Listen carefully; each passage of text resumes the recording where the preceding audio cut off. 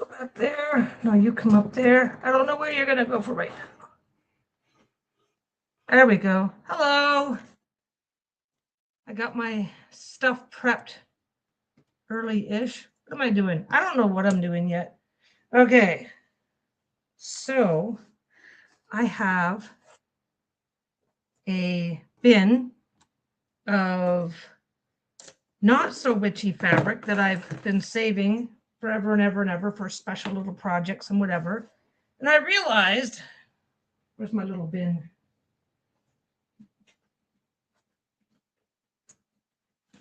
Ugh.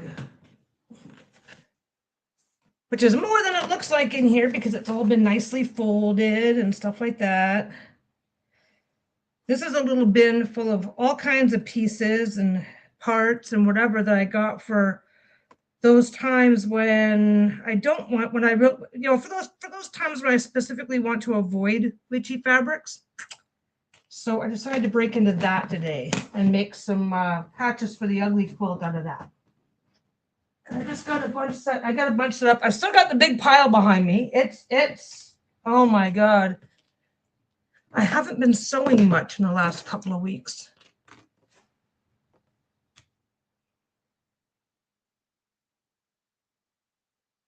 Oh, well, that's okay. You go do what you got to do. I'm a couple of minutes early anyway.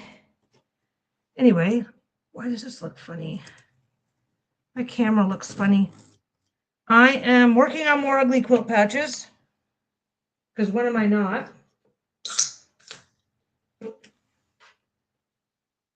Hey, Jenny, how you doing?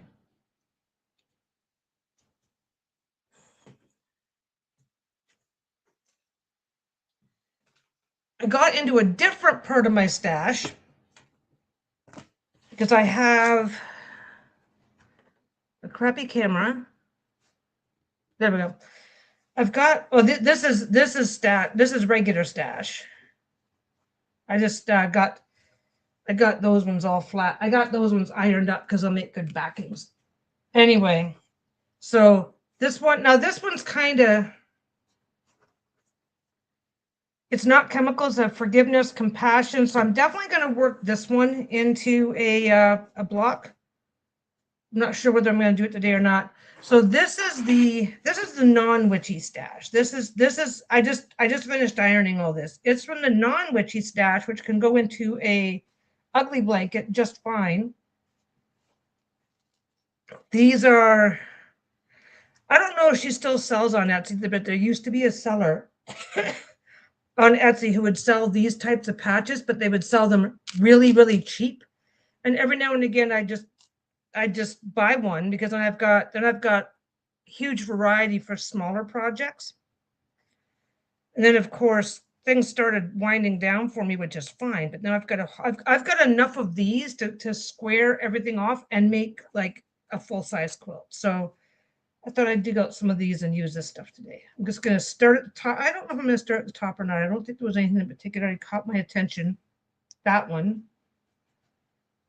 for sure. Anyway, I figured I would just start at the top, work my way through. I don't think I want both of these though, because it's just dear. But if I put them together with one is the front and one is the back, I'd probably have a big enough piece to also make a pocket pouch. Yeah, I'm going to save that one. That one's not going in. This is what happens. I'm going to save this one. I'm going to save this one. This is gray though. I don't like this one because it's gray. That's okay. You're going to drive to visit. Oh, you go to visit your mom for the week. Yeah. So I'm going to start with, yeah, so these are, well, this is perfect. Okay. So I'm going to start with, I'm using different batting because I've got a tons of scraps. Because one of the things I said, I think I said this before. Oh, this one. No. I don't know. I'm already confused. That one. That's the one I set aside. I'm definitely doing something with that one. I just don't know what size I'm going to make that one. And then I've got this guy. So these ones are pretty. I don't have backing ready yet.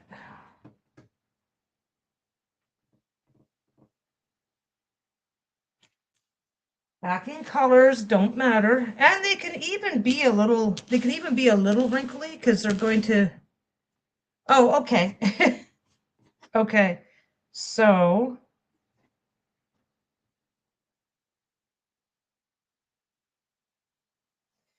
now this one, I can do this one of two ways. I can just do these all the same size, and then I can sew on the little strips afterwards for finishing them.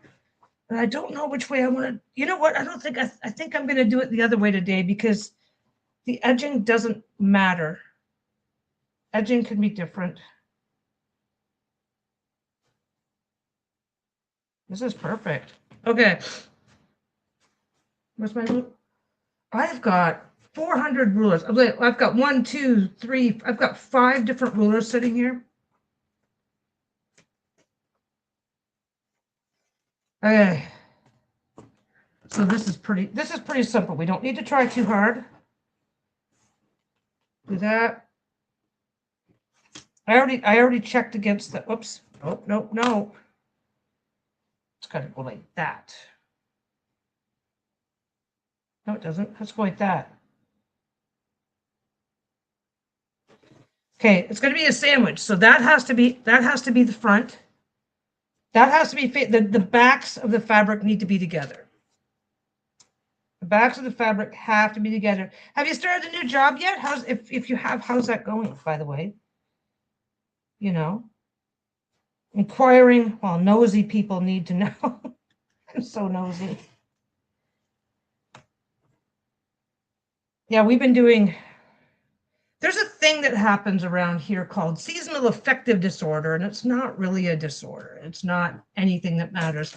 But we get so rainy and so gloomy for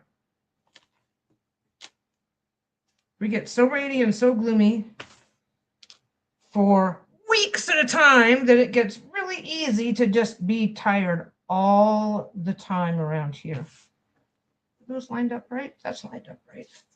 Okay, this does not need to be perfect because all I'm going to do, oh shit, that's going to be a problem. Okay, it's not going to be a problem. Maybe what I should do right now, focus on, these are all getting gray. Everything I pair with this fabric, if I match the colors, yeah. Okay, so if I pull this one, gray front, gray back, and then I can switch to gray thread.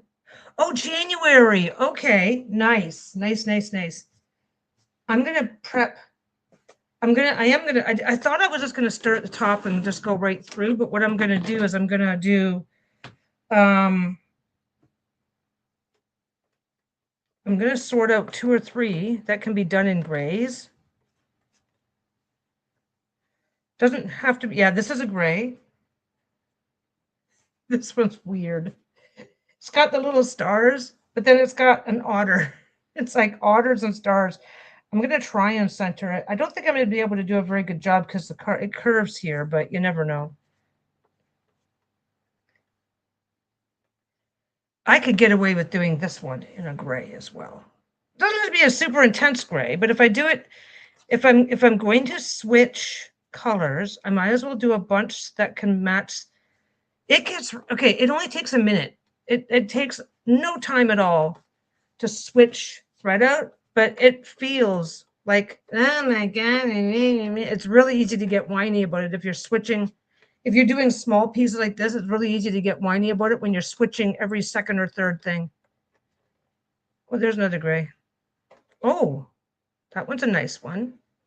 That's more puppies again. There. That's that one. So I've got 2 different ones with dogs. My otters for some reason. This one's actually really nice. It's not upside right, but there. Because, of course, I do that and then I don't. Okay, oh, that is the outside. Okay.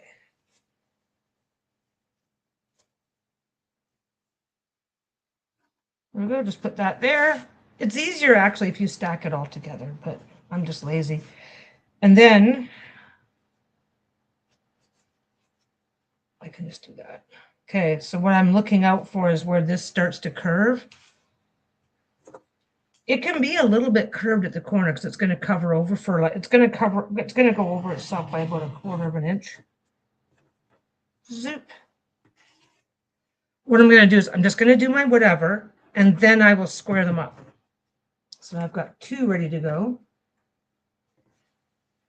Maybe, I don't know. I don't know that I want, so far I've been, oh, hey, Nat, how you doing? Oh, shit, I have not done this yet. Just a second.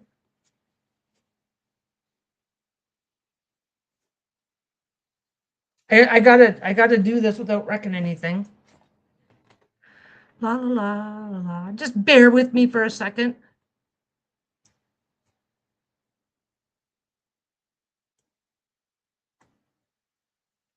Now I thought I have to mute the site.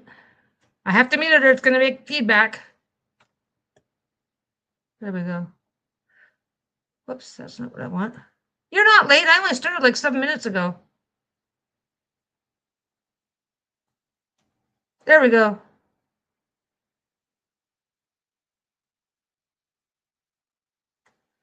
There. There. Everybody's a moderator. Don't worry. It comes with no obligations, Nat. None whatsoever.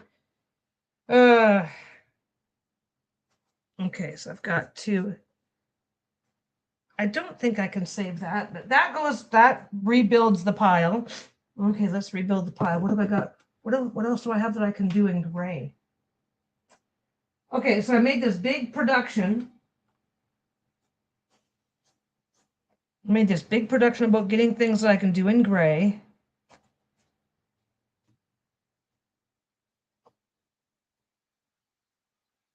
I think.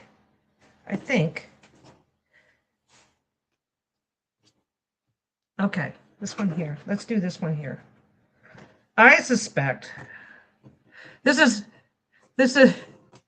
yeah, I meant to do it the last time you were in, but then I got distracted because I'm a squirrel. Okay, I suspect that this one is not going to look good. I really don't think it's going to look good. If I don't have a full, I don't have, just because I have the piece doesn't mean I have to use the whole thing. But if I do it this way and then cut off half of this, I don't think it's, because don't forget, there's also going to be that edge that comes up. So I'll go to about there. I don't think that will look as good as making it a little smaller and making it a little bit smaller and then sizing it to guarantee that an entire otter makes its way onto the design.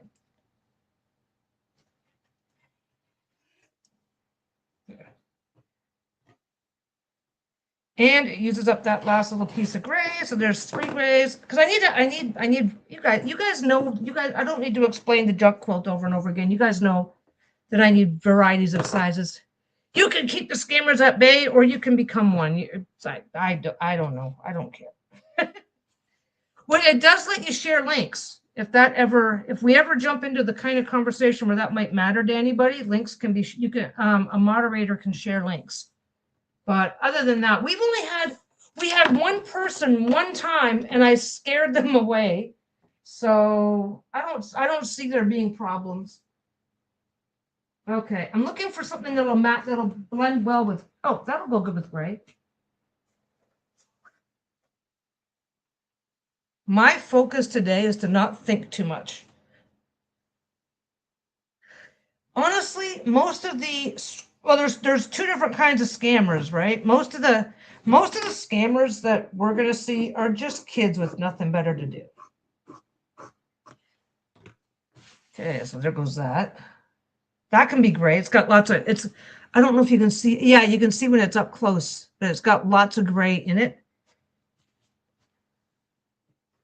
So that's okay.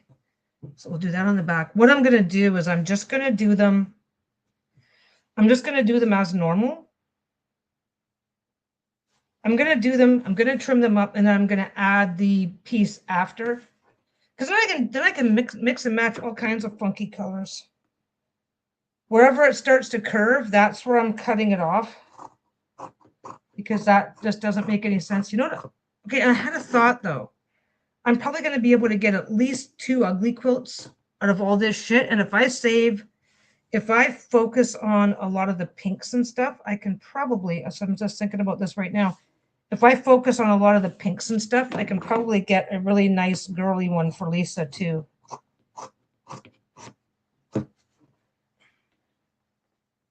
But I can make the pieces first and then decide. I'm just going to switch over to a lighter gray, and I think I'm just going to go crisscross. I don't think I'm going to try too hard. This type of batting does have to be quilted, but I can have up to 10 inches between lines, so plenty of space. I can't save the batting though.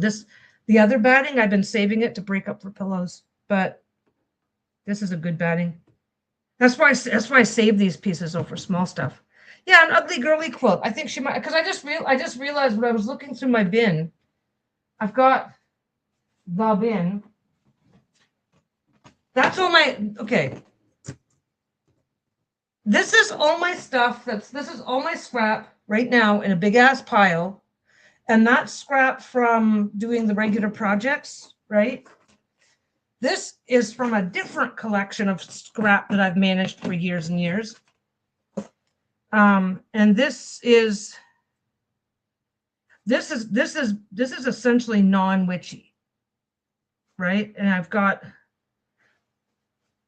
pink camo. I've got, even though this is blue,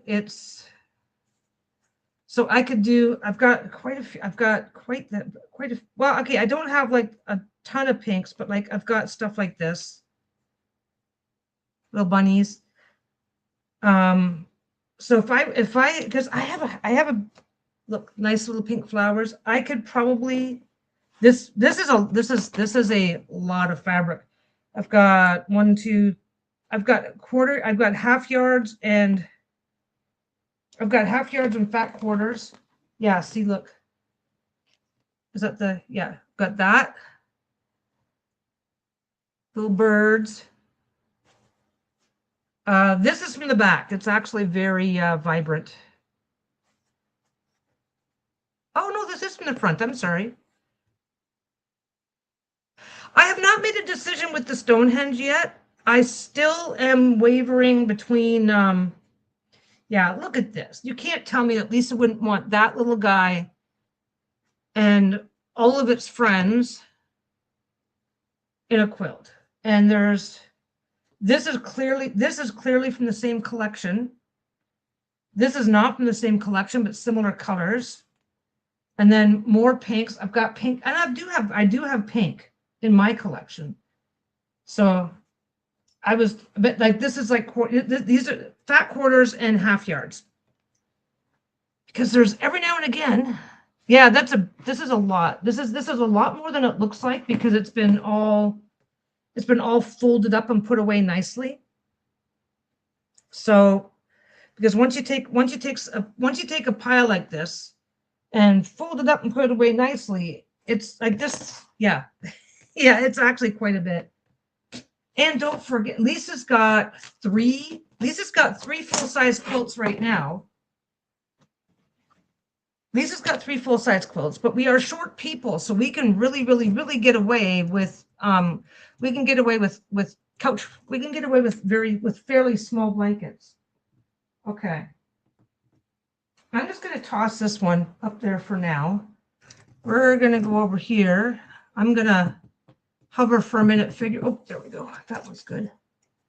Figuring out which thread color I want to use. And then I've got pardon me, I've got plenty of light blues in here. So I'm going to do these first.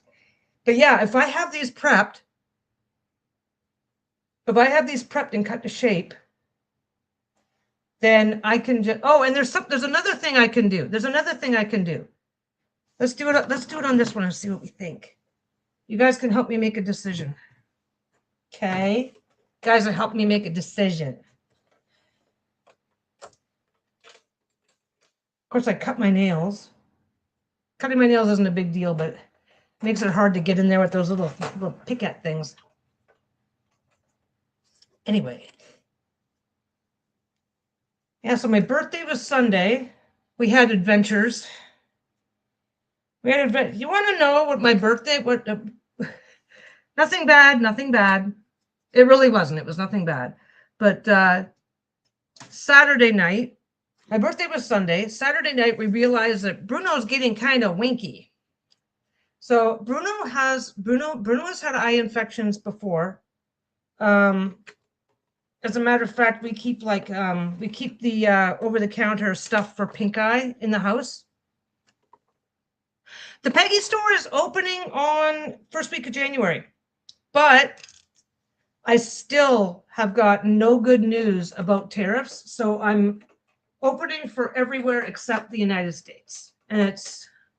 But there's a win-win there because I just turned 61. I'm really supposed to be slowing down, you know?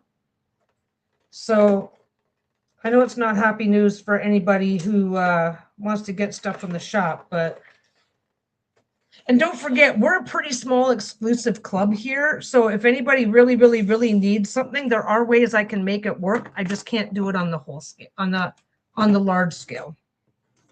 But, okay. So what I can do, which one do I want to do it with? Which one? Well, I want that one. I want that one. This one. We'll do it with this one. Okay. So I'm sorry, Nat. I really am. Basically,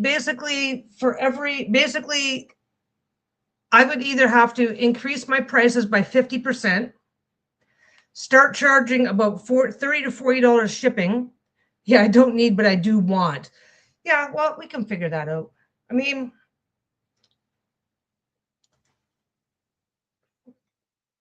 if you spot a fabric and you go, oh my God, that would be great as a bag, I'm sure we can work it out. Okay, so what you do, it's the exact same as if I was gonna do a 4 stories at once. Oh shit, yeah. Okay, so shop, I'm gonna reopen, but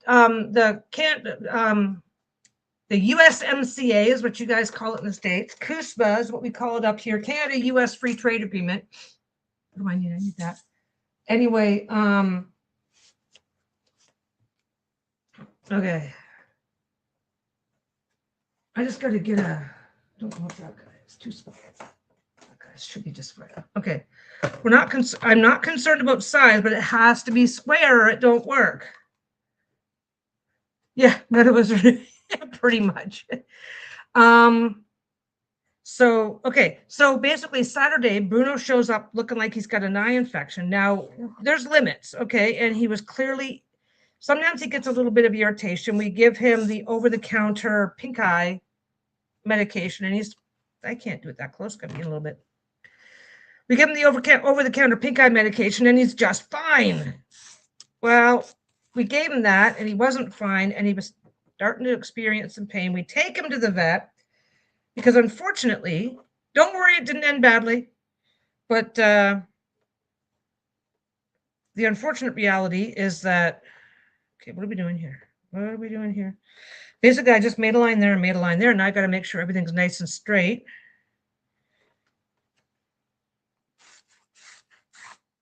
This, by the way, has chalk in it. It has powdered chalk. Anyway, so basically, my Sunday starts getting Bruno into the vet because his eye is sore, and Lisa and I, well, we'll get to that later. But anyway, so Bruno's eye is sore, and the unfortunate reality is that dogs can develop glaucoma, and it's very painful for them. So it's like, okay, off to the vet we go. And so he did have an eye infection. He is losing his vision, but he does not have glaucoma. So he's a 12-year-old dog. A 12-year-old dog losing his vision is not a surprise to anybody. Okay, so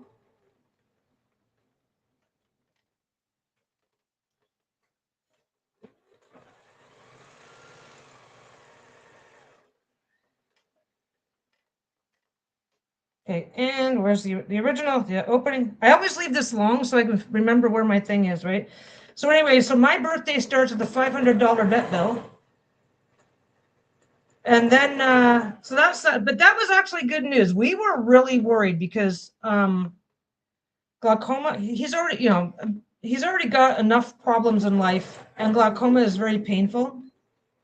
Glaucoma is very painful and does not lead, there's no cure. So it's like, if he's got glaucoma, we may have to make decisions, which we definitely were not happy about, but we didn't have to. So that was nice. That was really like, woof. Anyway, he's fine now. He's fine now. He's been great. But yeah, he just had a garden variety eye infection in the one eye, and then the other eye, because they checked while he was there, they checked right there, and they did find that the other eye is extremely dry. So they gave us a moisturizing thing to give him to stick in his eye. Why is that? Oh, because that's what it's supposed to be. So, yeah, so okay, so it's $500 vet bill. Yay! And then we decided that we were going to the keg for dinner, which is, like, not gonna lie, it was a $300 dinner, right? So it's like, oh, okay, that's fine. And then just to top off, it's just to top off the day, I decide, oh, I'm gonna have a hard candy. And then near the end, you go, and off comes a crown. Lost a crown. Fortunately, I didn't swallow it, so they were able to just glue it back on. But I don't do dentistry without sedation, so that was a little nerve-wracking, but it was fine. It was fine. Well, it was me, Lisa, and John came with us, our oldest, and they had a really nice special on. Oh, and this is like total after they we just decided we were just not we were just having, but it's like, oh, we were like just we're doing the thing. Basically, we eat out way more than we should, but usually it's like McDonald's and cheap stuff. So it's like, dude, if we're gonna eat out yet again, maybe we should actually splurge a little bit this time. Yeah, all the same day. All the same day. So Saturday night, instead of going, woohoo, my birthday is tomorrow, we're having a conversation about Bruno's health. And there is a health update to be had there, but it's kind of crappy, but kind of not crappy. It's not a surprise. Okay, so basically what I'm doing here, I just did this the exact same way that I would do even a reading cloth, only there's batting in it. See? So that's all I've done, because let me finish it. So on a normal reading cloth, I'm going to do a decorative stitch all the way around. This one I'm just going to straight stitch. I may even test it out. So you get this folded in as nicely as you can. And if you're really, okay, this is going to get zigzag stitched, and it's supposed to be an ugly blanket. If you're like, this is awesome, I'm going to do something like this and make myself a coaster or my own reading cloth, then just remember to fold this in as carefully as you can and maybe consider ironing it. This is going to get a sloppy zigzag all over it, right? So I don't have to worry about it. And then we just get some nice stitching. I do not need to, okay, I always coast right along the edge. I don't need to try that hard because the zigzag stitch will cover anything here.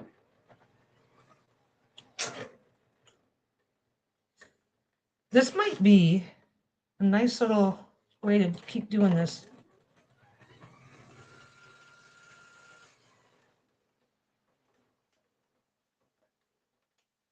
La la la.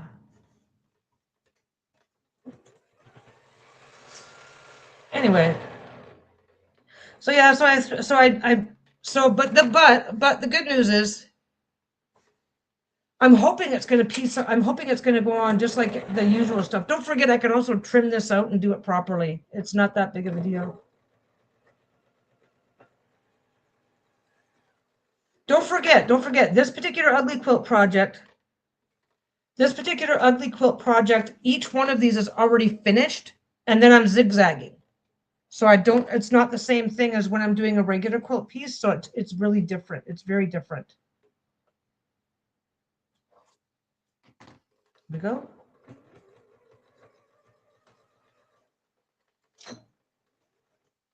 Okay. So anyway, so Berto's fine. I'm fine. Okay. It costs like $100 to get because he's still got to do a process, but it only costs about $100 to get it put back, to get the crown put back in. Fortunately, I didn't swallow it or damage it when it happened, so they were able to just glue it right back in. No problem, no fuss, no muss. What's going on with my cameras? Jeez. So that part was fine. Bruno was the expensive one. Okay, okay, so this is what this one looks like. Why do I, oh, because it's starting to, there we go. Okay, so that is the one that I just did. This is what they are normally looking like. So this would go here. I'm wondering if I can find one that's close in size. Of course not.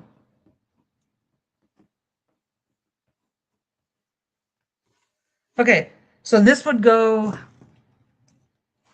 So normally it's going to be these two and then zigzag it all together, right?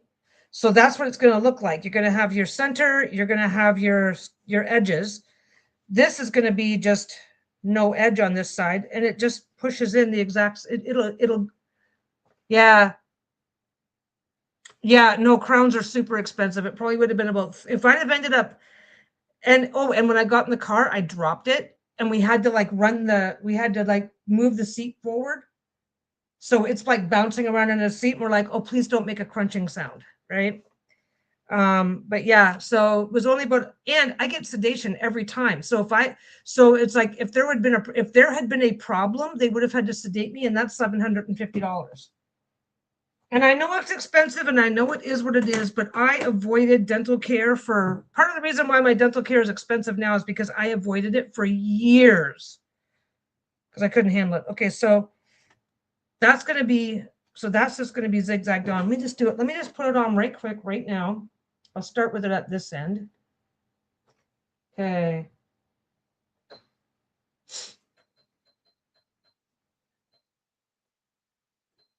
Put 7. No, we go. I think we go that way.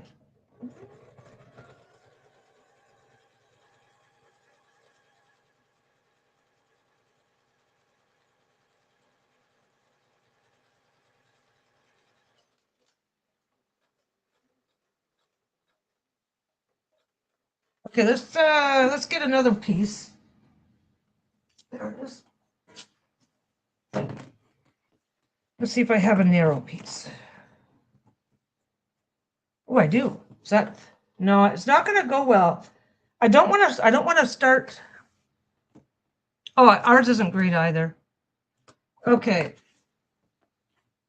So I was thinking, okay, so let me just finish this. Back it up a little tiny bit. It's okay to have two. Yeah, basically up here we have free healthcare, but medication and stuff like that isn't free. Okay, so that's what it looks like zigzag together. I think it'll be fine, which means that I can do a bunch of these, which means that I can do either or. I'm just looking here. Let me get that down. Let me see if this will show up. Now, these ones here have a slight rounding at the edge, and these ones, okay, these ones here have a slight rounding at the edge because that's just how they go. These ones here are very sharp at the edge, which means that the corners, these two corners are going to come together much more precisely than these corners, but when I'm putting this like this and looking at it, I don't think it's going to make a difference. I can't see. Yeah, I can't really get it in there. Yeah. Well, I think it's going to add to the effect. Some are going to have borders, and if some have borders and some don't, I don't think it matters, but I'm faster at these.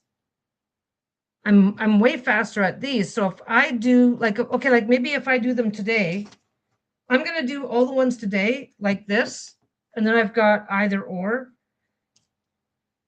Then I've got either or. If I really needed to, this is going to sound really fucked up. Okay. These are rounded, right? These corners automatically round. If I don't like the way a corner is rounding, then I can just go fold, fold, fold. I don't think it would care. Yep. Well, maybe not supposed to be, but it was part of my thought. Okay, so if I were to take a little guy like this, okay, like let's say that all four corners are rounded and there's going to be a hole that I don't want to have to deal with, then I can just take a little piece like this. My iron isn't set up right. My iron isn't set up right now. I can make a little tiny guy like this out of anything, give it a zap with the iron, and fill in the hole. And I don't even have to fill it in straight. I do not. I can just put it in. I can put it on at an angle. You guys are. I gotta get a brighter fabric. I gotta get a brighter fabric. Okay. I might use that one. Oh my God, I'm doing the thing. Okay. So I'm gonna just take a little piece of fabric off. Let me do this again. You guys need to. I need opinions. Okay. So because like I said, you can see it. It's a little bit of rounding, which means when these are all lined up, there could end up being, when these are all lined up, I don't know if I'm showing it. See the little hole? There could be a little hole. So if I decide that I need to cover the little hole, you just go like that and like that.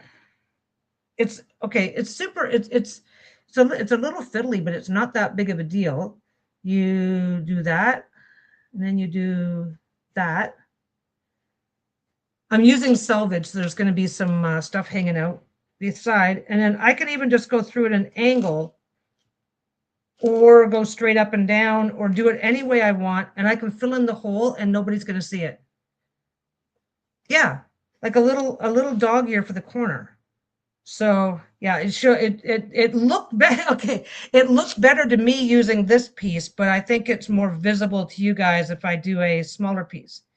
But yeah, because don't forget, everything's going to be covered in zigzag. So if I do that, if I have a smaller piece there, and I've got fabric glue. I've got various types of things. I've got glue stick. I've got a glue stick. I've got temporary adhesive, and I have flat out fabric glue. So it's not going to be a problem. It's not going to be a problem to seal this down. And then you just go zigzag, zigzag, zigzag, zigzag, zig all the way over it and just keep going.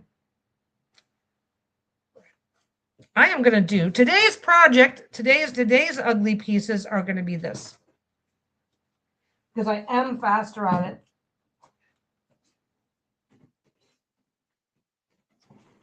I'm still going to do both though. I really need to be able to do both. But yeah, so this, okay, if I'm going to add this later, then that faces outwards. Then you build it exactly as you put it together exactly as you want to finish it, and then you add these later.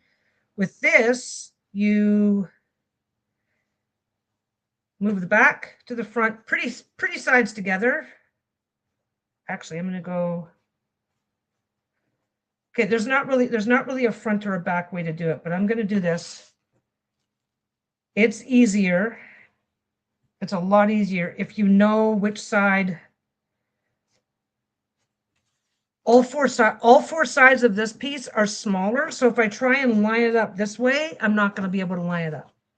So yeah, so pretty sides together, measure it, mark it, sew all the way around it. I can do it from the front or the back. I did the first one from the back. I need to really be doing it from the side.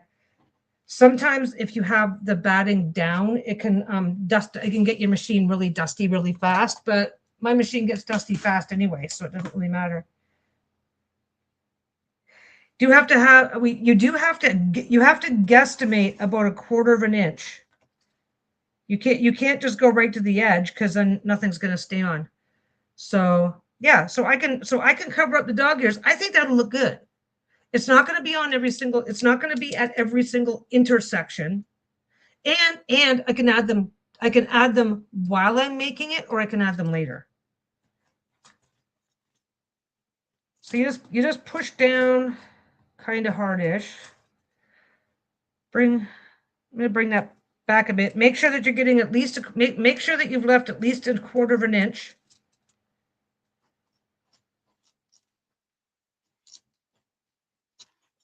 Okay, so now I've got 2 straight lines, 90 degrees. I don't have to measure anything, but I do make sure that something is lining up. Oh, and this is these are the little dots where the selvage is. So I know I can't go past there. Come on. Down you go. I'm a little past that. There we go. There we go. Yeah, I'm way faster because this is basic. This is basically how I do reading cloths, which I've done so many of those that I've gotten fast. So anyway, so yeah, so Bruno had an eye infection, which is not a Bruno had an eye infection, which up you get. Okay, Bruno had an eye infection, which is not all that unusual for him. He's had them before. But we do have a bit of a health update on Bruno because he's losing his vision, which the vet says he has vision. Just a second, I gotta blow my nose.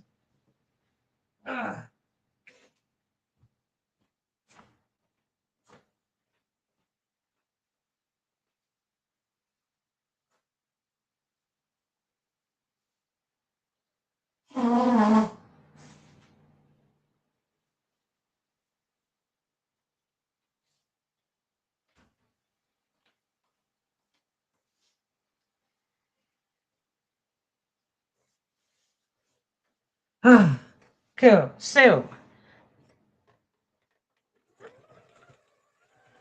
we have confirmed that Bruno is starting to lose his vision. And then it's probably a little worse than we think it is, but he does still have vision. He can still see. But he's got I think in humans they call it retinopathy, but the retina, the retinal nerve is starting to this happens to dogs. Humans get macular degeneration, dogs get this. There's no guarantee that he's going to be blind in 6 months or anything like that. There's no guarantee. There's no way to predict any progression, right? But the eye that had the infection does have this. It's unconnected. His eye infection is just the eye infection itself. You know, basically doggy pink eye. That is just something that is just something that he's been prone to ever since he had his cataract surgery, which we knew about. We knew that he'd be prone to this, so it's not a surprise there. But he definitely has loss of vision, most definitely. I don't know if you guys can see. Well, you guys can see if I turn the camera. If you see the doorway there, right? We have the white door, and then we have the white walls, right? He was standing like this is just an example, but he was standing at the doorway waiting to go outside, but he was standing back a little bit. And where he was standing back a little bit, when I opened the door, he was standing back a bit. So the door opened, the white door opens, and he is literally just standing there still waiting for me to open the door because he couldn't see the contrasting, he couldn't see the difference between the white wall and the white / eggshell of the door. So, and that's not a big deal. Blind dogs do quite well. But we do have the concern that he had, because he's also developing mobility issues, and that's a bad combination.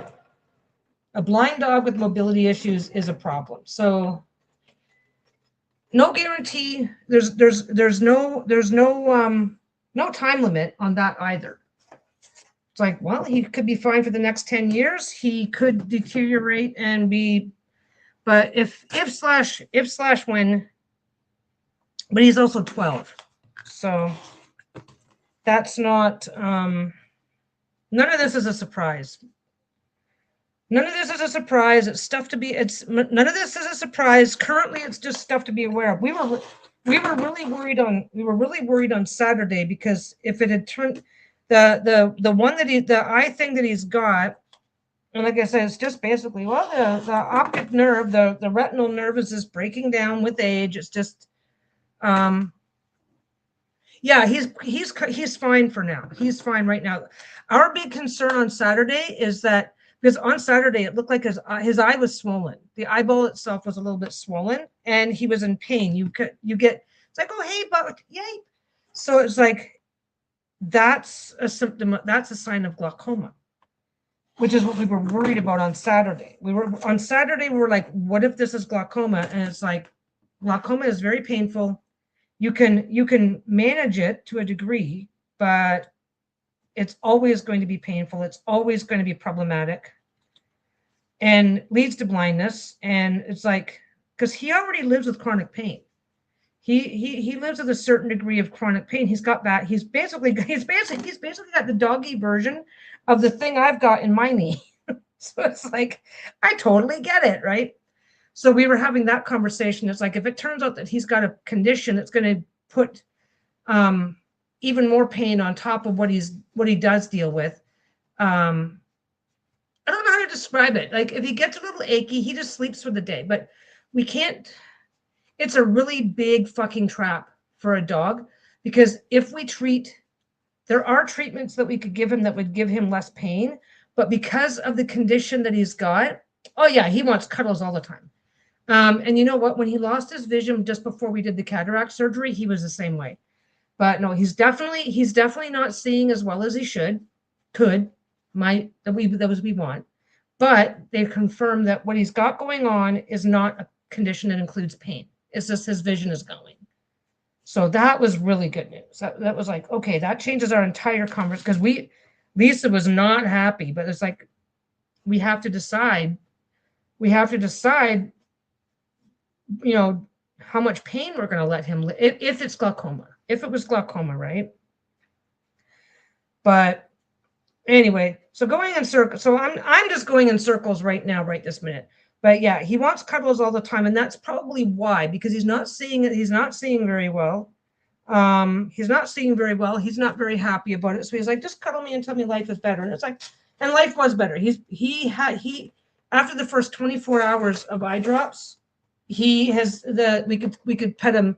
He's got the dumb dog thing. He's got his eyes wide open, and you're like, hi, Bruno. And he's like, hi. And he turns his wide open eye, and you're like, what? Right across his face, right? So he was back to being that. He was back to whatever, like less than 24 hours later. But yeah, so that was Saturday night. Is like, are we gonna have to make a decision about this dog? Like, are we gonna have to have those kind of conversations right away? And it's like, phew, no, we don't. He does have, unfortunately, also, and this is going to be the problem. It's the combo effect. He has a mobility thing going on right now, where he'll be like sitting there minding his own business, and suddenly he's like got muscle spasms. He's not having a seizure. It's just, it's like he'll be just sitting there, and all of a sudden his one leg doesn't want to work right or whatever. I don't know how to describe it. It's not painful. It's not hurting him. But if he loses too much, if that gets worse and he's losing vision, there might come a point where it's like, it's not good for him.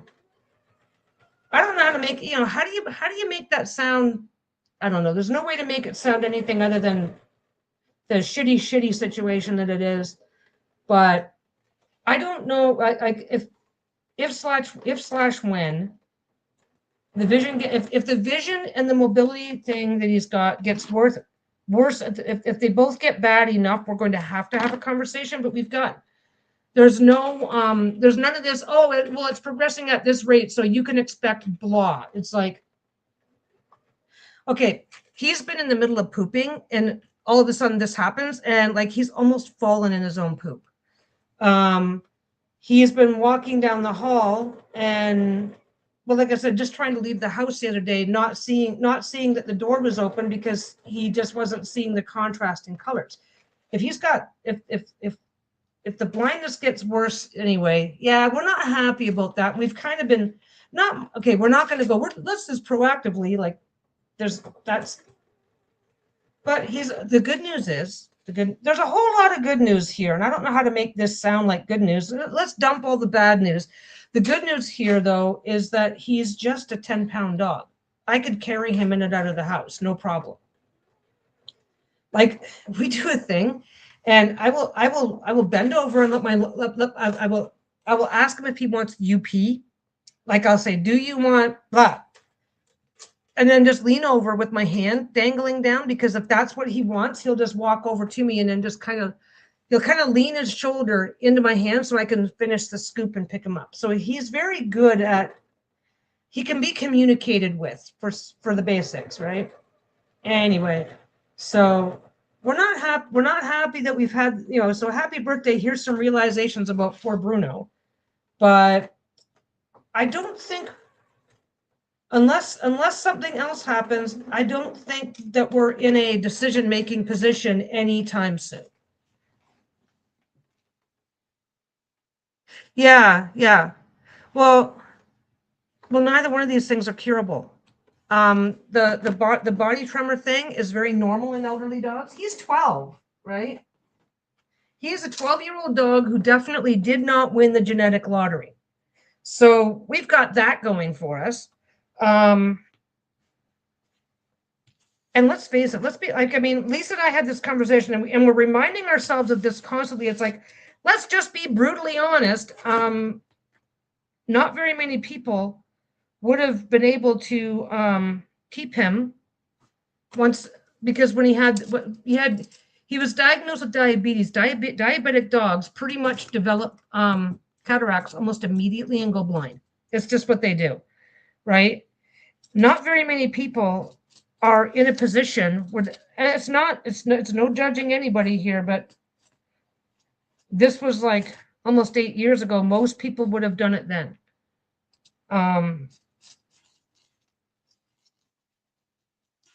What the heck? Oh, I went off. I can go off the edge there. It won't hurt. It might hurt something. I got to bring this in like another 1/4 inch. It's okay if you only catch it's okay if I only catch the edge of the batting, but I have to make sure I'm catching at least 1/4 inch in on the fabric. The batting, once I come back and do the top stitch at the end, it will take care of itself. There, we're going to bring it in to there. You know what I'm saying? Yeah, if I were an old puppy, I'd rather be put to sleep for significant vision and mobility things. This is the problem that we're thinking of, right? Like, right now he's fine. Even in the dark, he navigates the house pretty good because we're clutter hounds. We're cluttered. That's just how we are. But generally speaking, everything's in its place. Like, so when he's walking around at night, he knows where everything is. So he's fine that way. He's doing fine. He's good. He's doing fine. But yeah, the two things combined, those two things combined, once they hit a certain point, are probably going to be the reason we make the decision to put him to sleep. The good news is, like I said, is finding out that it wasn't glaucoma, because that was, yeah, a lot of factors to consider. Oh yeah, that's fair. I guess I was thinking of a cancer or something. Yeah. Well, here's the thing: is that he doesn't have the Okay, for me, I think I would have. I told Lisa this. I said if it had turned out to be glaucoma, I think we'd be having a very different conversation, because not only is he going to be blind, but he'll be in a lot of pain while it's before, during, and after. Glaucoma is a very painful condition. You know, so you got this happening. Um, as long as he's comfortable, he can have all the shakes and little jitters that he wants, as long as he's still getting from point A to point B and he's relatively happy. Um, where it's going to be a, like where it's going to be a problem, and we've already had this happen. We were taking him down some stairs, and because we were taking him down some stairs in the evening, and because the gray light of evening, the gray concrete, the gray everything, he didn't know where the next stair was and almost went ass over tea kettle down the stairs. So fortunately we can, the one exit has stairs and the other one doesn't, so we just take him out the other exit. We generally take them out the other exit. We just had him at that exit for, I forget why, we were maybe picking up the mail or something, I don't know. But no, I think it's just, it's like I said, it's not time yet, but it's time to start making ourselves aware, which is not fun, but it is what it is. Okay.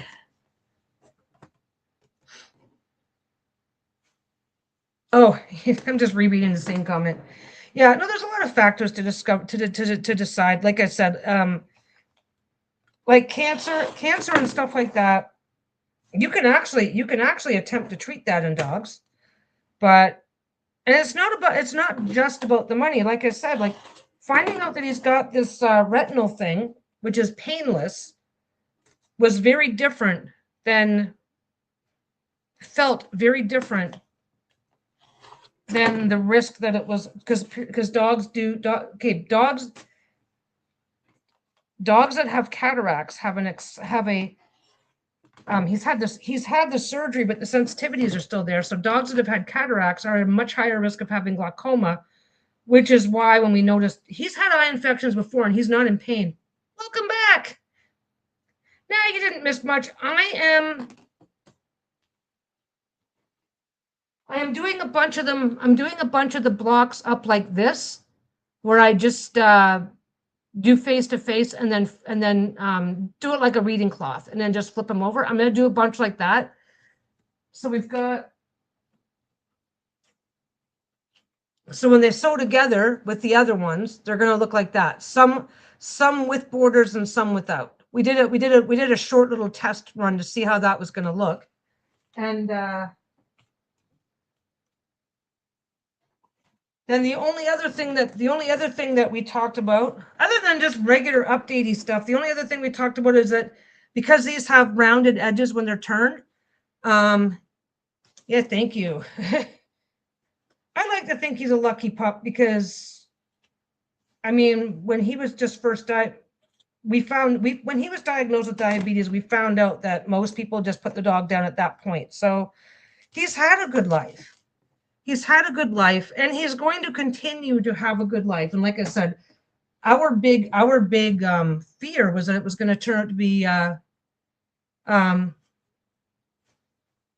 tell us what you're thinking for. Oh, I thought, were you not here for that? I don't know. Yeah, I'm reopening for Canada only. I mean, not Canada only, everywhere but the States. But I'm just gonna. I'm gonna start off. I've still got all the stuff that I had in the. I've still got all the stuff that I had in stock when I had to close it. So I'm just going to start. I'm going to reopen with that. I have a few extra things. I'm going to reopen with that and the stuff that I had because I had a bunch of stuff that I'd already finished at the time. So I'm going to start with that and then just see where it goes. I'm really hoping for it to slow down. Like, so I'm not, but okay, as much as I'm sad that I can't sort out reopening to the States, but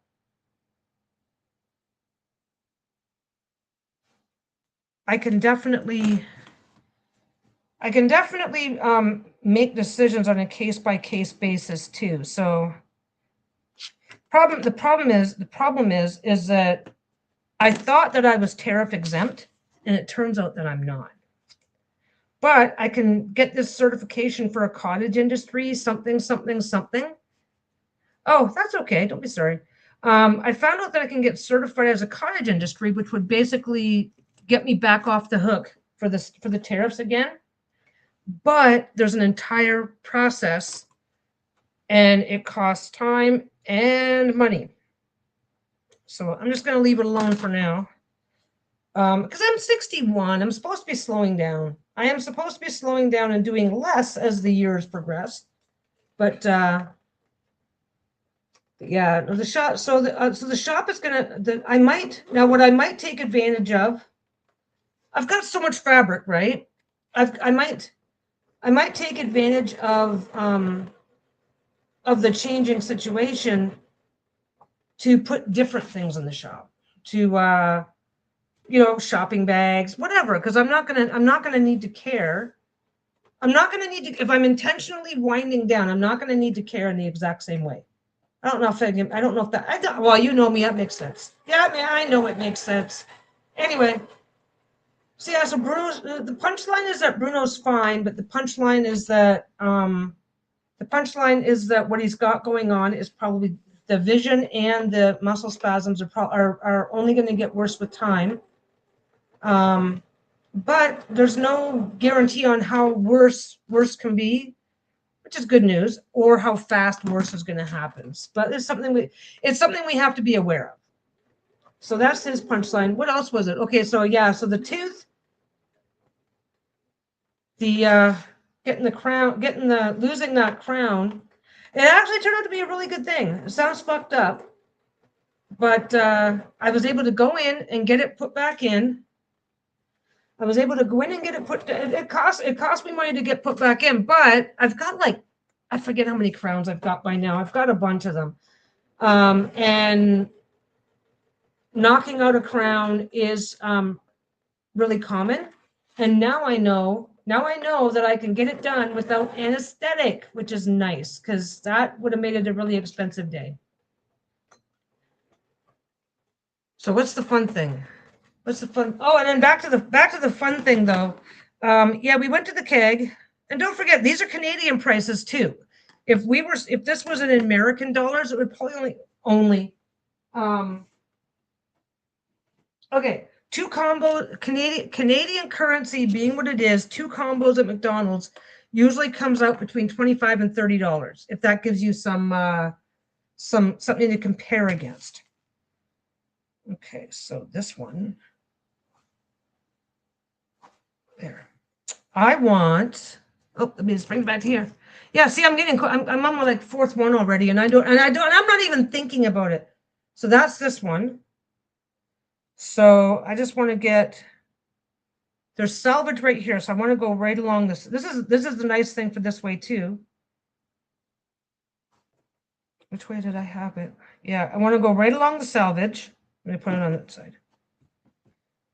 I'm going to match up the salvages because then I've got more space to work with.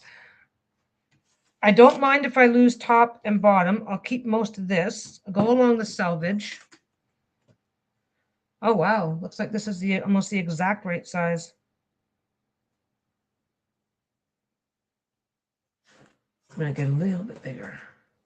Get the other ruler. Yeah, I can go. See, you can go right. You can go as long as some salvages are thicker and heavier. Then sometimes the salvage is a thicker, heavier fabric. Like this one here is the exact same thickness as the rest of the fabric. This one here, this salvage is a little tiny bit. Maybe not. It feels like it might be a little tiny bit thicker. The salvage is what they hook up to all the machines while they're running the fabric through to make sure things are staying in the proper proportions. Because that's important information to have. Anyway, I'm going to go right along there. So yeah, so 300 Canadian is probably a little less than 200 American. So it sounds way more expensive than it is. We're used to it because, but yeah, our dollar, American and Canadian dollar are not the same. So that's the thing. But yeah, no, we went to dinner and they were running it's my birthday. And so it's like, you know what? It's my birthday. And we were all in, we were in a really good mood because we had just had Bruno to the vet. a few hours before and found out that quite the relief. Anyway, so yeah, so I had lobster. John and Lisa had steak. But yeah, it's like $1 Canadian is worth about 65 cents American. So we did fine. But we also knew it's like we don't very often get a chance to do any, and we don't very often get a chance to do anything on my birthday. It's too close to Christmas. They brought us an ice cream pie, Billy Miner pie. And we got I got lobster. They got steak. They brought us a free dessert, which was very sweet. Lisa, wait a second. Oh, and then we got mini Yorkies, so roast beef and Yorkshire pudding. We got that as as an appetizer as well. So yeah, it was good. It was good. It was nice. It was nice to. It was. We've been there before, but we try not to go very. You know, we don't go much. Oh, yours is the 24th. Yeah, mine was the 14th. So yeah, it's not. It's very rare for there to be a reason to go overboard on the birthday. So it's like, well, we've got the chance to go have a schmancy dinner. Let's go do that for a change. So we did, and it was nice. Like sometimes on my birthday, most of the time we order pizza and play video games or something. Keep it really simple. Yeah, this is going nicely because this is a lot. This is a very different effort. Now, mind you, if this were bigger, I would have to come back and do something for the batting, but yeah, this is working out really well. Oh yeah, and that was the other thing I mentioned, seasonal affective disorder. It's basically up here in this area, we basically, for want of a better word, we have a rainy season, and that's in the fall around this time of year, and we have like 6 to 8 weeks of just rainy weather. It's dark by 4:30. Sun's not up till 9. It's dark by 4:30, and it's just gloomy all day because it never seems to stop raining. So we're under cloud cover for weeks at a time. It's not seasonal affective disorder. A lot of people confuse it with seasonal, and seasonal depression is a thing. So don't get me wrong, but it's super common here just because that kind of dark weather makes you sleepy. So I have been like napping every day for like the last 2 weeks. And I do nap once in a while, but my God, it's been crazy. Lisa went out to dinner with a friend. I was going to come online and I was going to come on and do a live stream, and I couldn't because I was like, as soon because it was like, oh, it's a quiet day. The dogs don't even want to go outside. I think I got to blow my nose again. I'm going to go do that. Yeah, I'm going to go do that. I'm going to go do that before it starts. You ever do that thing that gets itchy? I guess it's an allergy thing.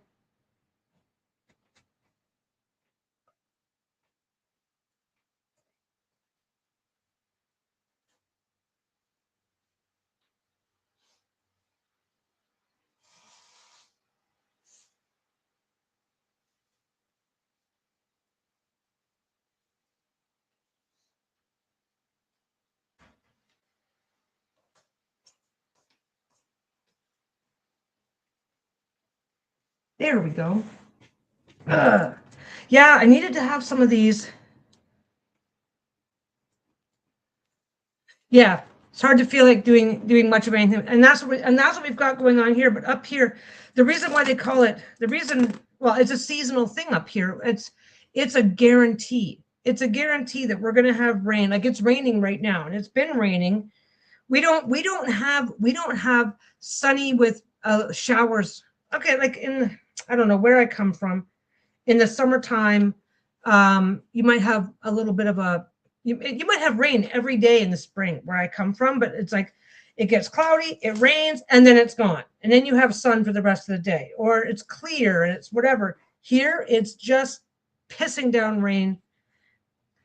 And right now we're getting what's called an atmospheric river, which is just a rainy weather system moving in. We got flooding all over the place. We're in a high ground area. We're completely it's very hilly here. It's very hilly here. The coastal area where we are, like we're in the lower mainland, and that area is very hilly. And then when you get into this Fraser Valley where all the farms are, that's very they're surrounded by hills, but it's otherwise very flat. So they're getting a lot of flooding out that way. Like we had a bit of, I don't know, what do you call flooding? Like, I mean, we had a little bit here where there was rain accumulation on the road, but our little roadway goes from here. And then once you go to the corner, once you go to the intersection, it's going back downhill again. So it's only going to build up to a certain point. So we've had a bit of that kind of flooding, but it's nothing that backwashes into your house. But anyway, so yeah, so we've been getting nothing but rain, and it's exhausting and it's weird. It's weird how it's, mind you, they also say that air pressure causes that sort of stuff too. Air pressure, I gotta figure out a better way for the camera because I don't really need to move it around this much today. I'm just doing basic stuff. That's not bad.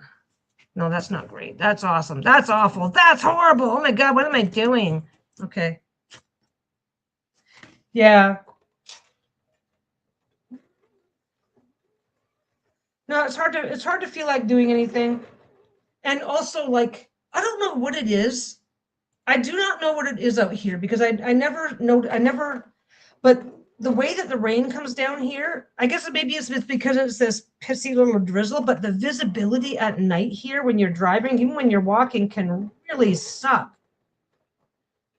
So you don't really want to go anywhere. You don't want to, yeah. So that's what I've been dealing with. And like I said, for a lot of people, it's also associated with seasonal depression.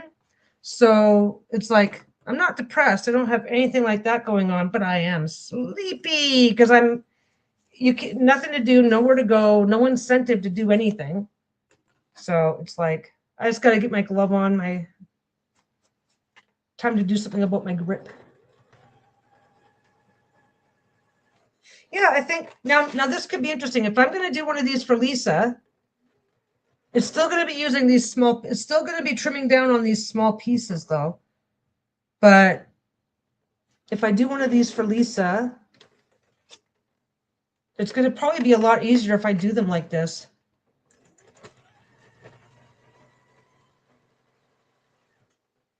And like I said, if I need to fill in a little hole, it's going to be really easy. Oh, yeah. We also reinstalled World of Warcraft. we've been checking that out. That was kind of the birthday / Christmas present this year. We've every 2 or 3 years, we sign up for a few months and then play, and then we stop playing. Like I've got a there, see, that turned out really, I like how that went. Doesn't matter which way it goes. Yeah, I like that. Okay. Get that in there. Yeah, I think that's what I need to do. I think I need to get, okay, that one. I had them set up as if I was going to do their sandwiches, and I just got to flip them all around. Doesn't matter which one goes first. Now these don't have to be these.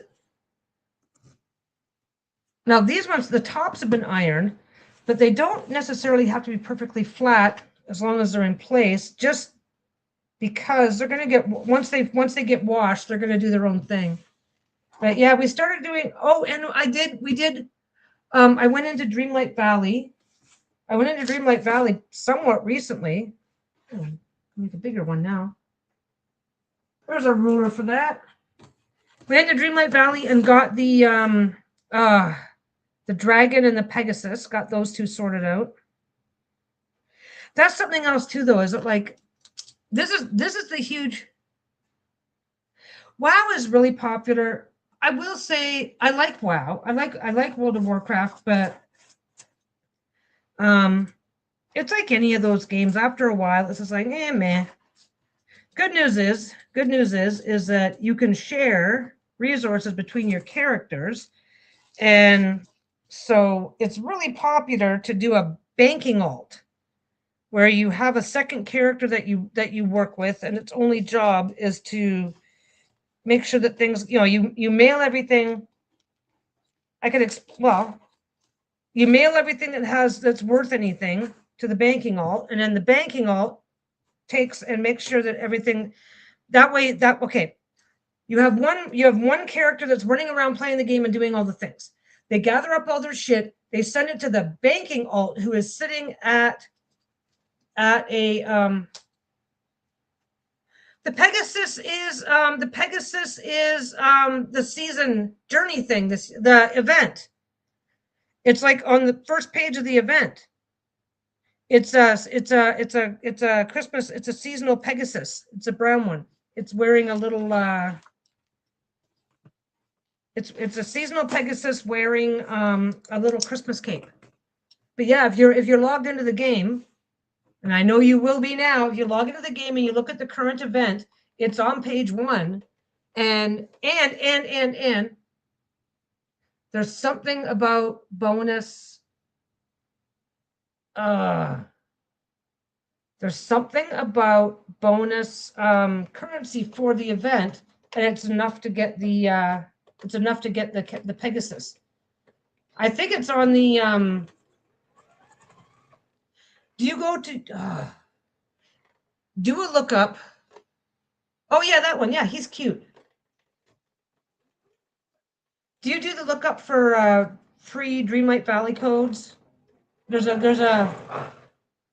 GameStop site. I forget what it. No, not GameStop. Game something. That keeps the codes listed. There's 3 of them right now, and I thought one of the I forget, but I got bonus.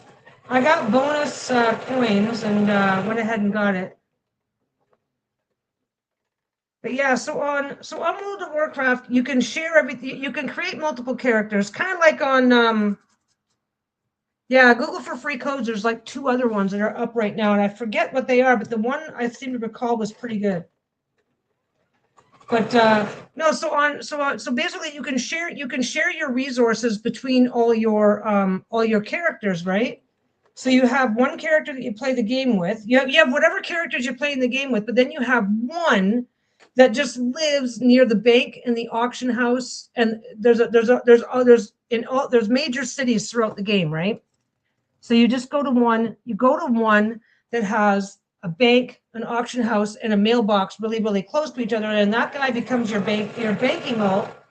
So that guy, if you need something, instead of taking your character all over hell and back to find it, you just send your bank alt into the auction house to buy you one. If you have anything that's like, oh, that's worth some gold, I should sell it, then you just mail it to your banking alt and do that. So there's a punchline because basically over the course of my World of Warcraft, we'll play sometimes up to a year, 2 years, whatever, and then we won't play for a while. We'll take a break, and those breaks usually last for 2 or 3 years as well, right? Because it's a monthly fee to play. Anyway, over the lifetime of my WoW account, I've managed to accumulate and spend, but and in World of Warcraft, you can send gold and stuff to other people. So I have managed to accumulate and spend over 5 million gold in the entire time that I've been playing. I've currently got like almost 400,000, 350,000 or something. So yeah, so we're starting with an advantage, which is nice. That's the punchline. We're starting with a bit of an advantage. Let's just jump right in. Let's just jump right back in, and we don't have to worry about making too many mistakes. It's like, oh, I needed this particular resource for this particular quest or whatever. It's like, okay, well, we'll just go buy it. We'll go buy it and fix it. I don't have to like, freak out about how I'm going to do a thing. So that works out really well. Anyway, I'm just doing these the exact same way I would do a reading cloth. And yeah, it's working out. They're done. It's not even 3:30 yet.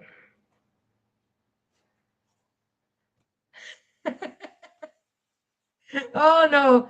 No, we've already moved. I've already given her 10,000. This is just us starting off with brand new baby characters. And when you kill when you get gold and when you get gold for like killing the bad guys and stuff like that, at the baby levels, you might get like, 30 copper. So she's already got over 10,000 gold, so she's fine. But yeah, it's I've done pretty good in the game, but we both sign up at the same time. So I generally end up playing more than her, but you can have multiple characters. So I'll have a character that I will either use, because my old characters are all still there, right? So I'll either continue playing on one of my older characters or I'll make a new character. And then Lisa and I will either continue on an older character or make yet another new character. And so, yeah, so we play together and we play separately.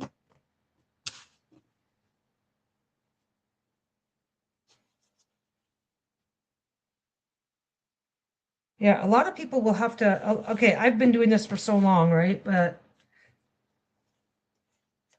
to get this nice and crisp too, but it's an ugly quilt, so it doesn't matter. But if you're every now and again, these don't want to line up very well. So there's that. But this is all going to get zigzagged to something else. So I don't even have to be as concerned about the edges as I normally would be. So this is kind of nice. But yeah, I don't know what I don't know what we're doing though between now and Christmas.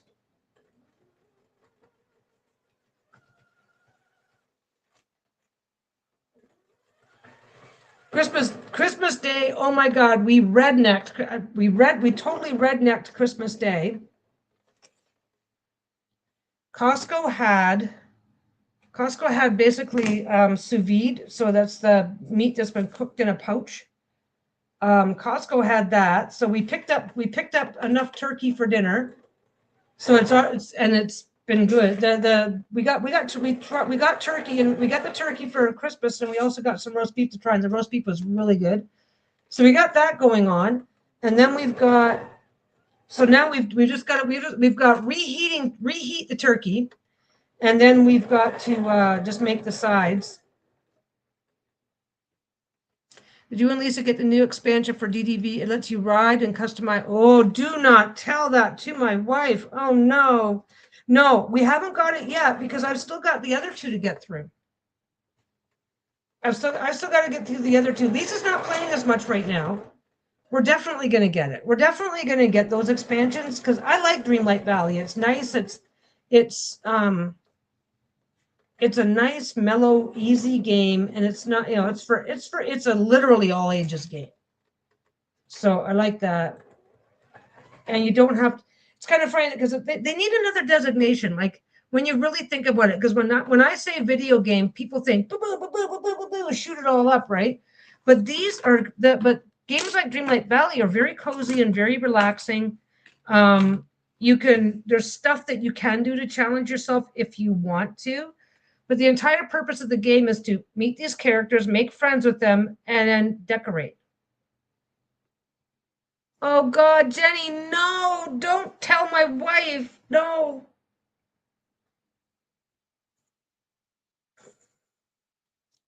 Mind you, I don't know, like I just got, who did I just get? The only characters I have left to get from the main game are the Inside Out characters. I still have to build my friendship with them and stuff like that. But they're good. But I still have Oh, and what are those other two expand? Yeah, see how bad that is? I don't even remember. I still have the other two expansions to play. The one I've only actually really looked at yet. Mind you, maybe I just don't care. I don't know. If we're gonna get it, I'll tell you right now. If we're gonna get it, see, there we go. That one's cute. Bears and foxes. Is there anything else? Bears and foxes. That's it. And a winter wonderland. I don't. Oh, you know what? I know what's happening. I'm okay. So now I'm going to switch over to a blue.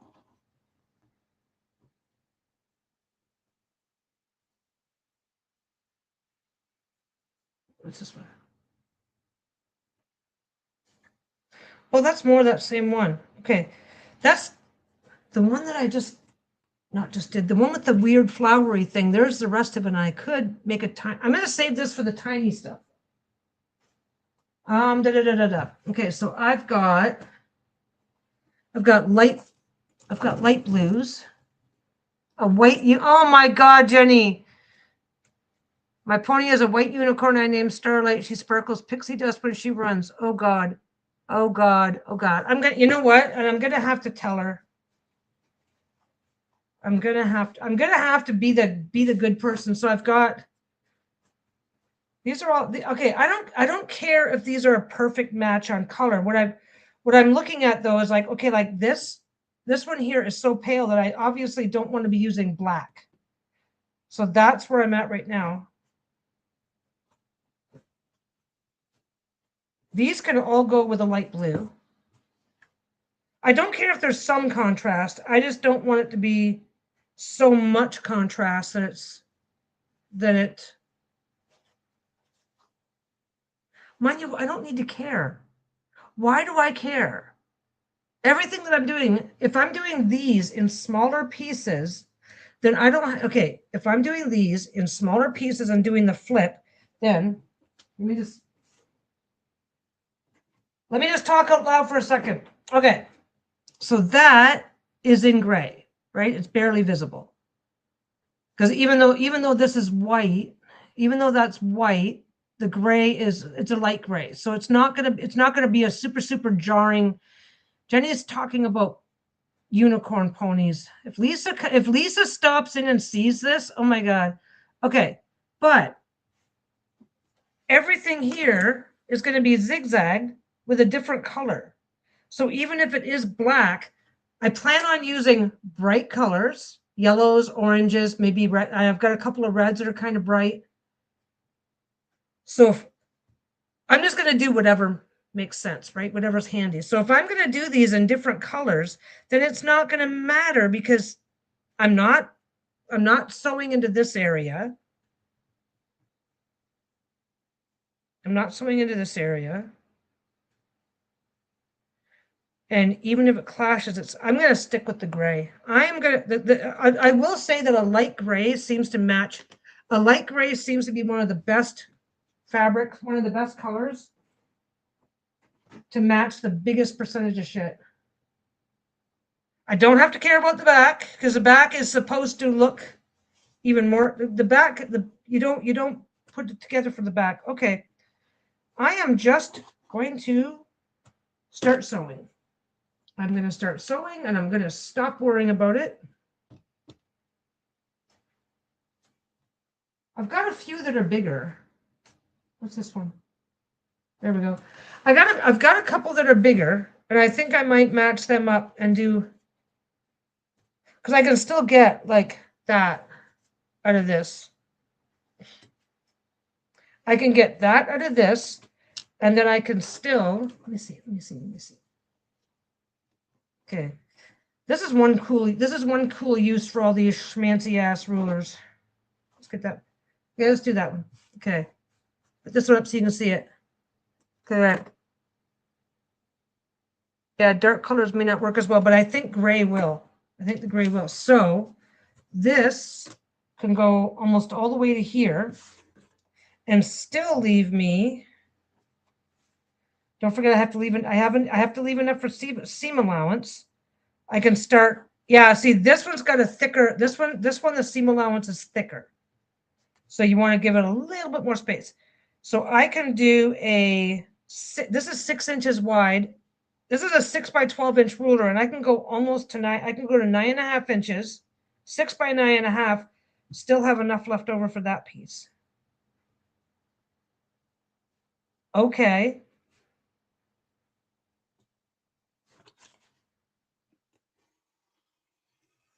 And it doesn't have to be perfectly sized. I'm going to save that one though, for now. If I'm doing everything in gray, then I can swing back anytime and sort that out.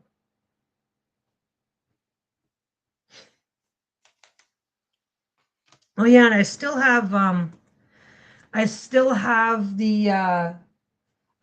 Stonehenge one because I don't have to decide till later, and Lisa's already promised that she'll help me with it. If I decide to do the full top and then sew it all together as one big chunk, then I'm probably going to get Lisa to help me or at least be available. So I think the Stonehenge is going to get finished once because Lisa's got a full week off this year. If I haven't gotten back to it by then, we're going to finish it over the holiday. I'm going to finish it over the holiday, but she'll be available to help. But yeah, so this gray is not going to, it does not, the gray, okay, I don't want to use black because it's going to show up with a yellow, a brighter colored zigzag. But if I stick with a gray, yep. Oh, I know, Jenny, don't. No, that's okay. That's okay. But yeah, taking it off now or later isn't going to hurt. Now I need some more background stuff. I've got a bunch of stuff sitting here. I just got to use it. Let's use that one. Okay. Nope, that's a pink. I got a pink. I found a pink. That's going to go over here until I decide what I'm doing with all that stuff. Oh my God, and that goes there. Okay.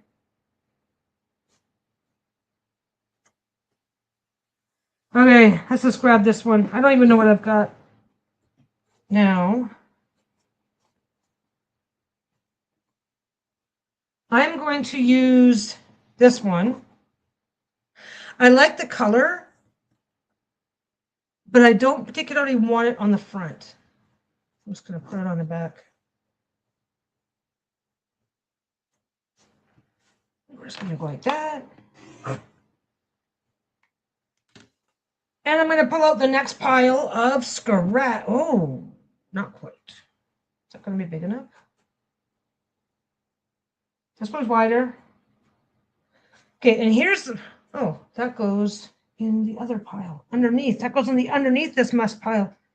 The unfortunate problem. This is the one that Shayla likes to eat like bubble gum, so I can't even let it touch the floor.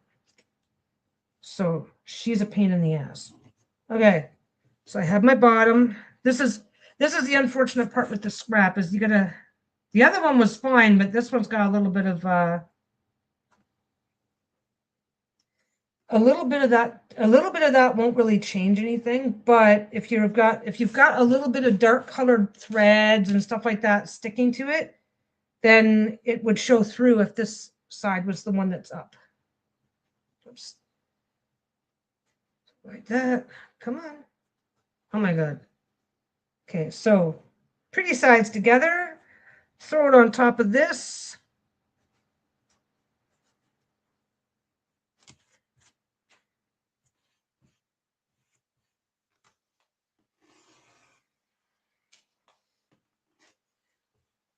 And don't agonize about the little bits around the outside because this is already scrap. There it is. Anyway. So when do you leave to see your mom? Are you heading out soon? Today, tomorrow morning? You said you were leaving and I didn't even catch whether you said you were doing it today or tomorrow because apparently I'm that person.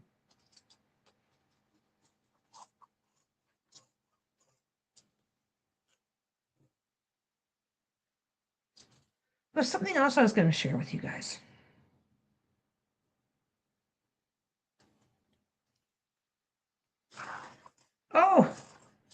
That's all I was going to do. Early tomorrow. Yeah, well, tell Mom I said hi. Say, Mom, some weird lady on the internet says hi. Says Merry Christmas. Health update on Shayla.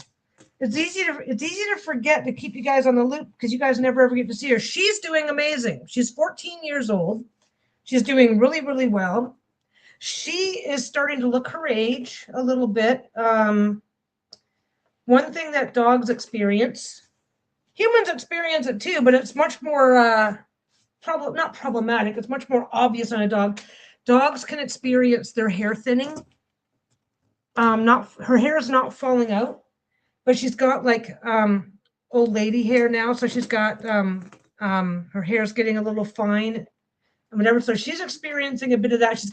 She's it's not a bald patch, but she's got this patch on her ass that the hair's thinning, so it's starting to look really obvious. So she's got that going on. She's got that going on, but she doesn't give a shit. She doesn't give a shit about appearances, so she's perfectly fine. Her health is really good. She's like really, really good. Excited to spend time with her and help her with holiday stuff. I bet. It sounds like you've got a decent relationship with your mom, which is always nice.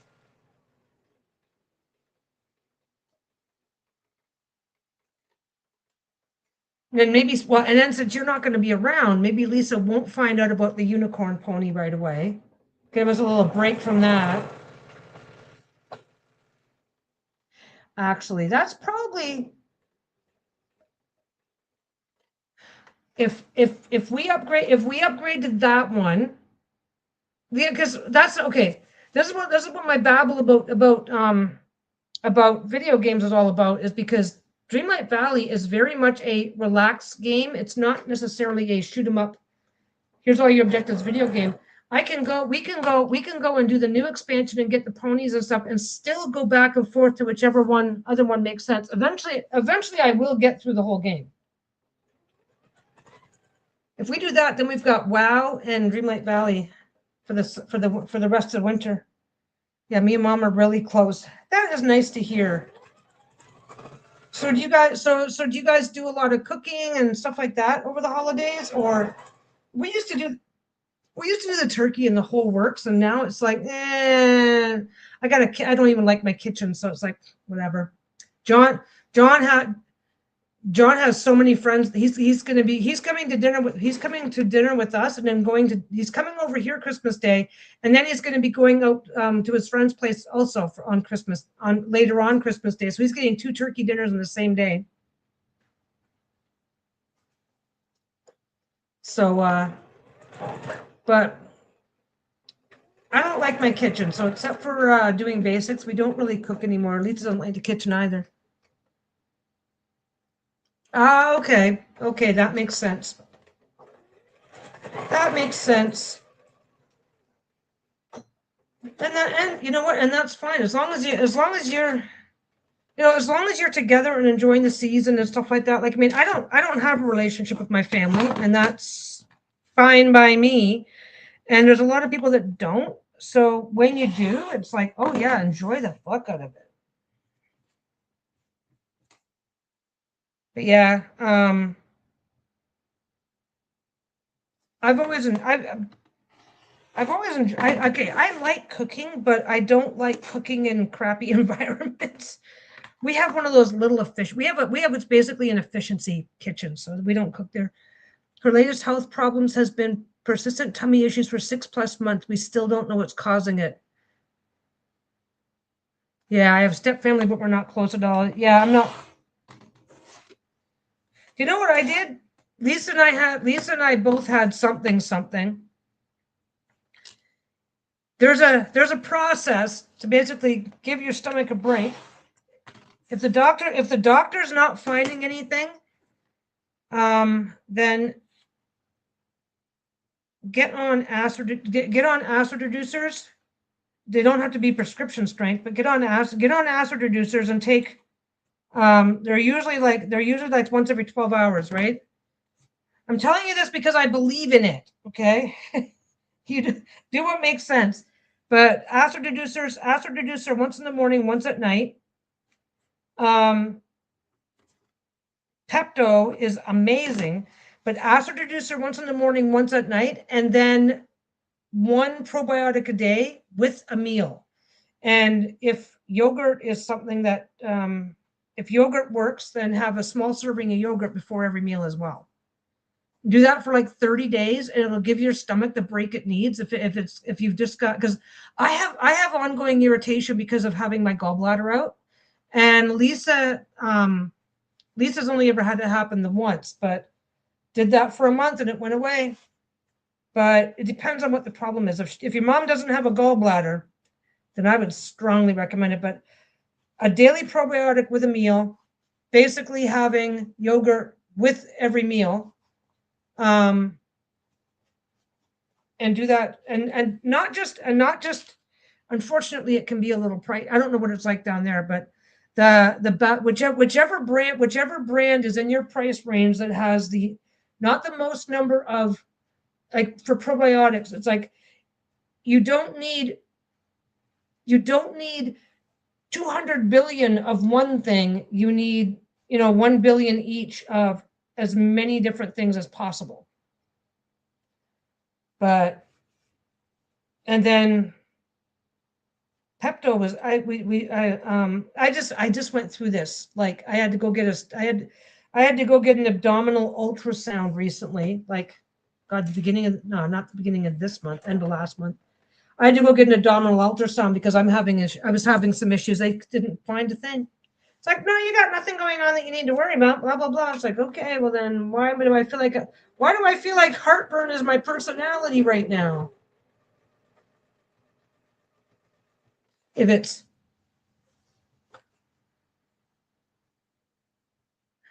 yeah, mine basically is from the gallbladder. That was interesting though because why wouldn't they just I guess, well, okay, I should keep my mouth shut because I know in the States testing is a whole lot. We don't pay for testing up here. That's all part of our coverage. But if she's having attacks, then get that looked at. But if it's this persistent, right, then consider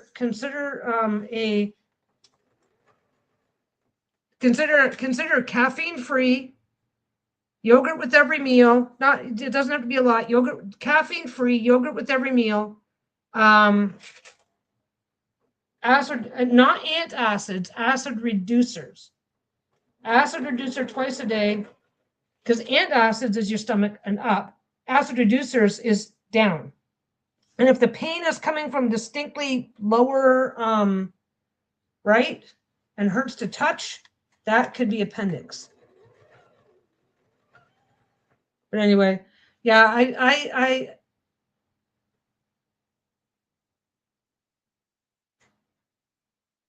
yeah, rare disease, rare allergies. That's not fun. Well, does she take Pepto or anything like that? Mind you, she's got rare disease, then can she even take medications like that? I found that just probiotics alone make going. Oh, okay, medicine today. Well, good. I will say probiotics make a huge difference. I swear by them. Because then once the medication is done, a lot of times the medications reduces the amount of acid that you have in your system so that the probiotics can just settle in. But that is not a medical diagnosis. But it's harmless. That's my big thing. Probiotics and yogurt are a pretty no harm, no foul thing to check out. And then, because unless you have unless you have like a severe dairy allergy or something like that. Well, if you have a severe dairy allergy, then you just take the probiotics. But take probiotics with meals because they don't always tell you that. And don't take it before the meal, take it after the meal. But anyway. No, that's that my doctor, I was like, ugh, this is about this, heartburny stuff. There we go. Got another one. But love aging, eh? It's like, hey, how you doing? Let's talk about shit.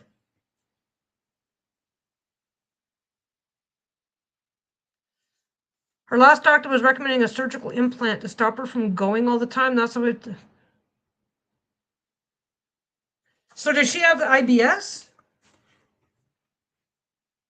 That's my morning. That's just gallbladder shit. Shit. Ah, ah, ah. Okay, we got to get these back down here where I can keep an eye on them. There it is. Ugh.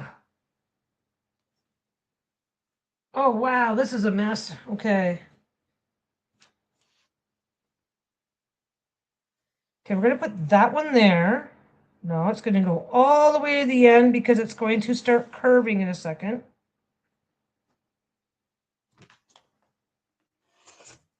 Come on, get over the way.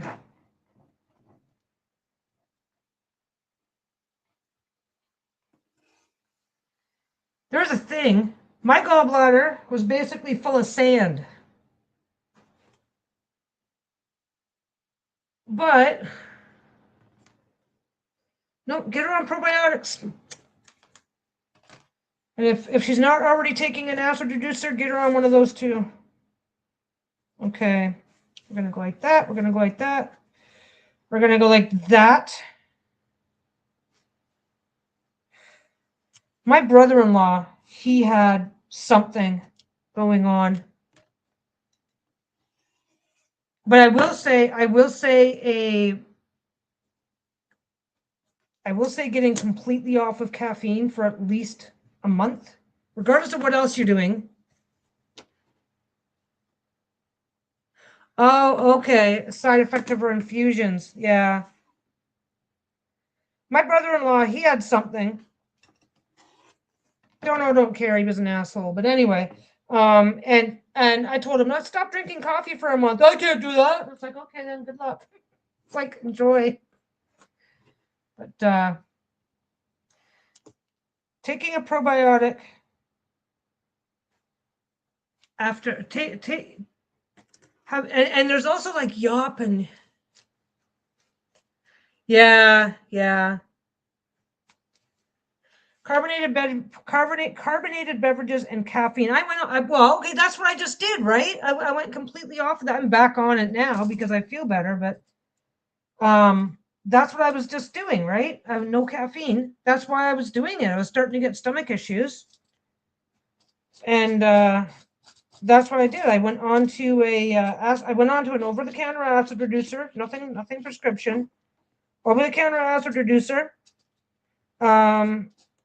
probiotics, and being pretty quick to grab for the Pepto initially. And then after that, there's also has she ever been tested for something called H. pylori? Because that is a thing. I've had it twice. That is its own special kind of hell. And that doesn't go away until you've had a very specific routine. It's not horrible, but it doesn't go away until you've had a very specific course of antibiotics. Pain in the ass, but night and day there too.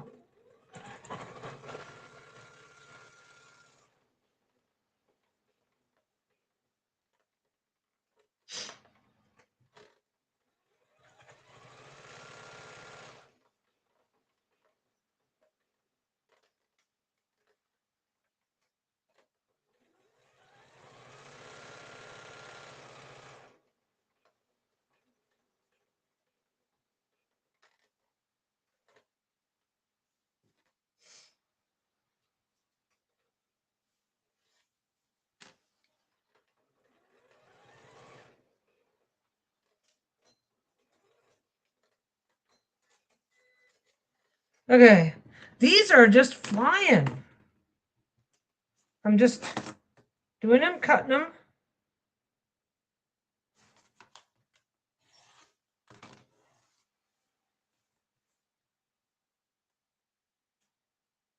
They checked it for parasites. H. pylori is a gut bacteria.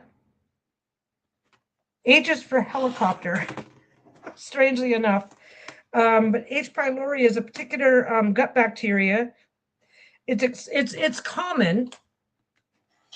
It's extremely common in some third world countries. But it's still fairly common here too.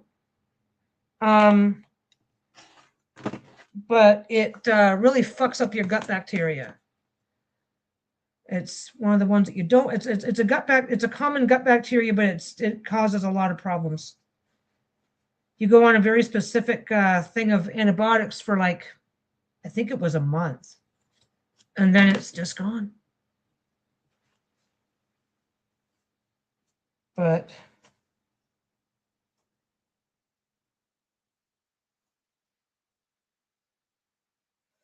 yeah, I just had the abdominal ultrasound. They didn't find anything. They're like, no, whatever. Don't know why. Don't know why your stomach hurts. Be careful. But I told the doctor what I'd been doing, and she said, yeah, that's a good idea. But I'm not on specialized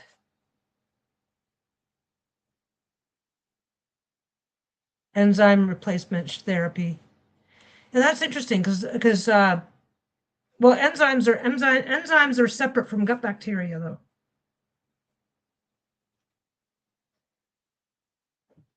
H. pylori can be tested for with a simple breath test, but there are certain things that you basically have to not be taking any antacids or acid reducers, or the test just doesn't work.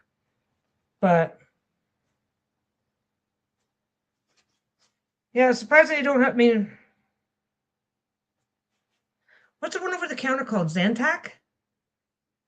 There's Xanax, which is they start with an X, and one is an anxiety medication or a heart medication or something, and the other one is just an acid reducer. But in order to do an H. pylori breath test, you can't be taking any of that stuff. I have a whole list. It's like, don't take this, don't take this, don't take this. I think I'm clear because they said don't take any acid reducers, right? And it's like for 2 weeks. But man, whatever it is, I hope it turns out to be something simple and easy. I hate when it does that. When it does that one extra stitch, when I think I've got it set so it's not going to. It's almost 4 o'clock. I got a lot done without really having to think about it. Glove off for the one step, glove back on for the other step. I should like. I'm just letting myself be distracted because usually I'll prep 3 or 4 at a time.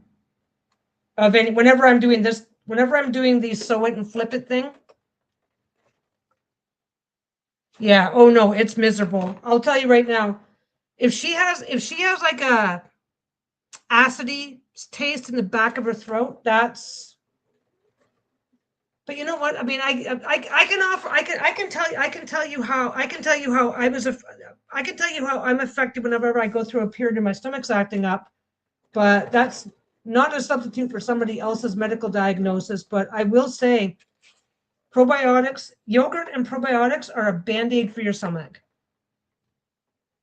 They are a Band-Aid for your stomach, and they do not interfere with other medical stuff.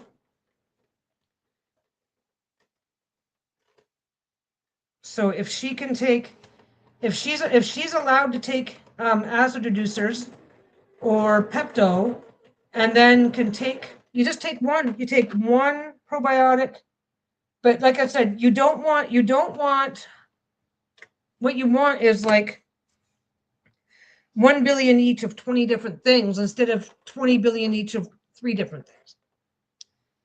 But you get the biggest variety. You get whichever one that's in your budget that has the biggest variety of strain of bacteria, of gut bacteria, whatever strains available.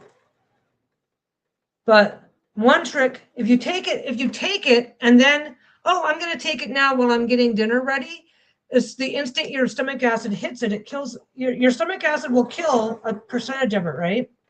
because it's a living thing, yada, yada, yada. Your stomach acid will kill a bunch of it. And then if you do that and then eat, you're not going to get the same benefits. You got to take it. You got to basically take a couple bites then. Wow. It's got to the point where she won't eat because everything goes through her. Yeah. That's not okay. Yeah, well, hopefully the enzymes help.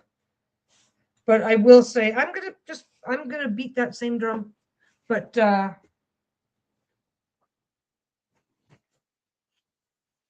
that kind of blows. It blows when people have to, it blows when somebody has to deal with shit like that.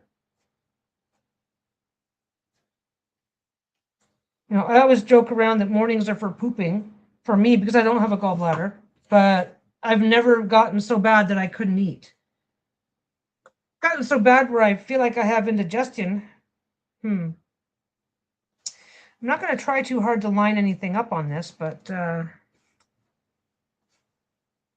going to do that. We're going to do that.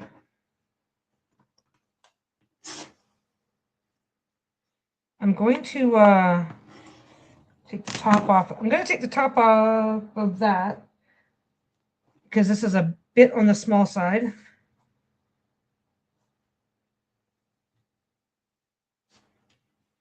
It's thick enough. Yeah. Well, my recommend.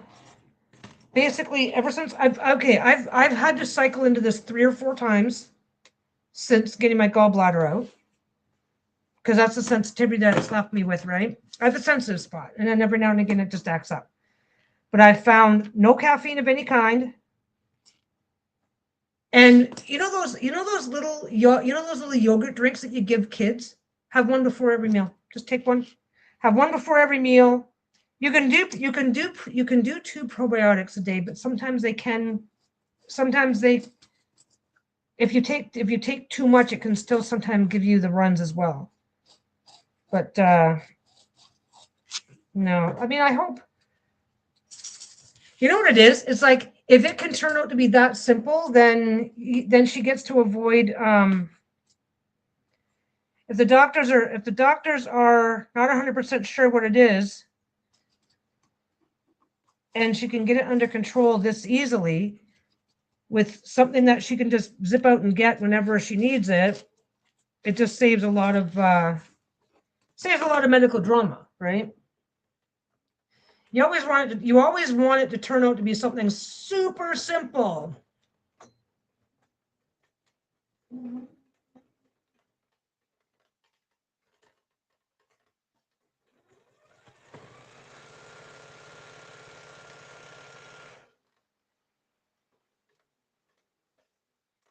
Something else too. Yeah, just one every day. One before every meal. One before every meal. It's just or before or after or whatever, but that's going to get some probiotics on the go. And regular probiotics is just a capsule. It's just a little capsule. Yeah. No, I have gone through periods where, generally speaking, I prefer not to go anywhere before noon. Give myself a chance to get up and get it. You know what though? Like, I mean, I'm not at that extreme. I am just, I don't want to be uncomfortable. But no, I could not. What was I going to say? I was going to say something and I distracted myself. That's okay. Oh, that's something else. Sometimes, whenever you've got something like this going on, right? Like antibiotics can deplete your gut bacteria. So you're going to be your stomach is going to be really sensitive until they replenish. So that's why they say that when you're on antibiotics, make sure you eat lots of yogurt, right?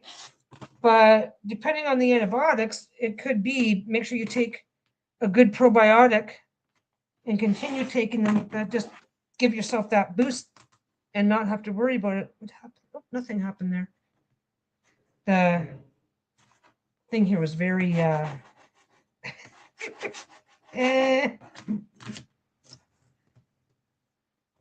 I just have basically I had a very thin edge. Whenever you're not going to be able to see it, but this is like fuzzy now. This is very, very fuzzy. What I'll do is I'll come back later with a damp washcloth and just do little circles. You can do it with just your fingertip, but works better if something's a little damp.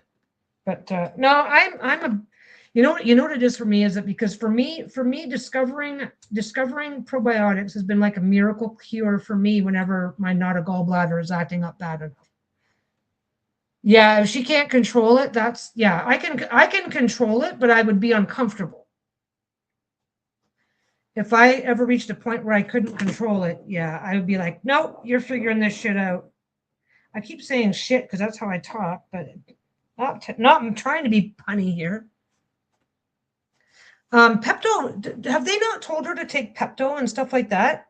Because that can be there's all kinds of over the counter stuff that is really good for that'll bind you up. Something else that'll bind you up is like potatoes, bananas. Um, they can be really helpful. We have that with wow, yeah. No, if she hasn't tried probiotics, can't hurt. They might help. That's but like I said, they were a lifesaver for me. They were a huge lifesaver for me.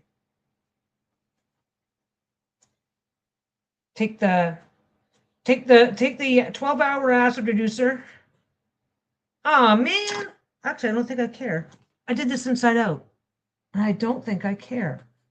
That's the right side.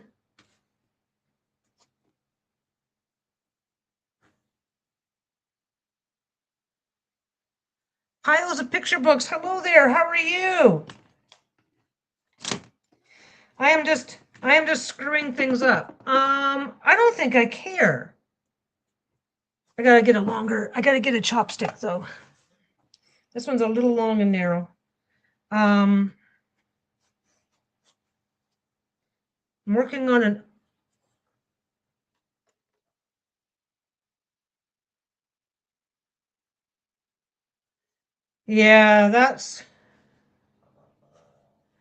yeah, I'm on probiotics and it makes I'm still taking them. I'm still trying to take one every couple of days just to maintain. But yeah, I had a flare. I don't have a gallbladder, and every now and again I get a bit of flare up of not a gallbladder. And no, baby, not yet. We're working. It's time for work. Every now and again I get a flare up of not a gallbladder, and switching to this routine. Zero caffeine from any source. Pop, coffee, tea, even chocolate, which is chocolate's my bigger part of the struggle. No caffeine from any source. Um, not a binder, but no, baby. No, it's time for work. Look, I'm working. See, you're okay. I said his name one too many times. Okay, so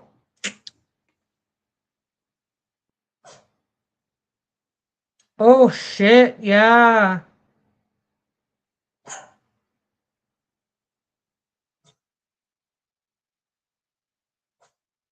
Yeah, no, that should have that's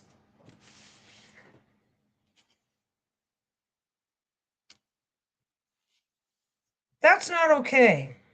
Like I said, I don't have I mean, obviously, I want your mom to be healthy. Okay, so what happened here is I ended up not putting it the right sides together, but I'm not sure that I'm unhappy with the result. Don't forget, this is going on the front and this is going on the back.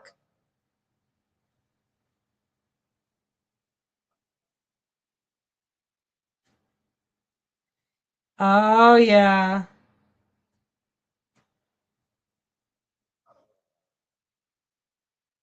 No, there's something going on. Like it's kind I don't know, like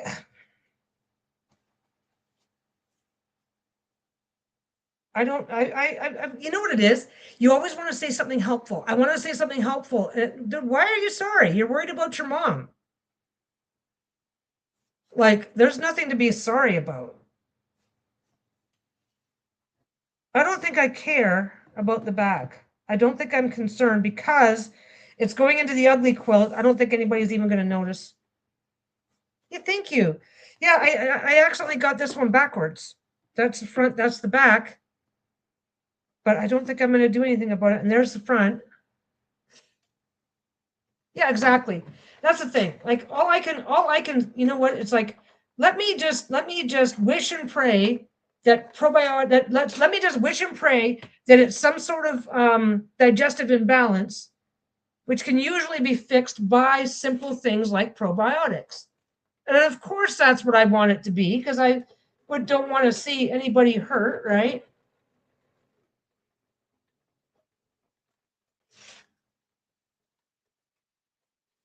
Yeah. Yeah, this is going to be fine. This will be fine. This will be fine. I mean, honestly, considering the back is going to be just as colorful and all over the place as the front. So yeah, I don't think I'm too worried. This though is turning out. I think I'm liking. I'm kind of wondering that if I'd have thought of this up front, if I'd have maybe just done them all like this. But I'm gonna switch over and go back and forth between styles. I'm gonna switch over back and forth between styles because some of them I do like having the border. Some of them don't.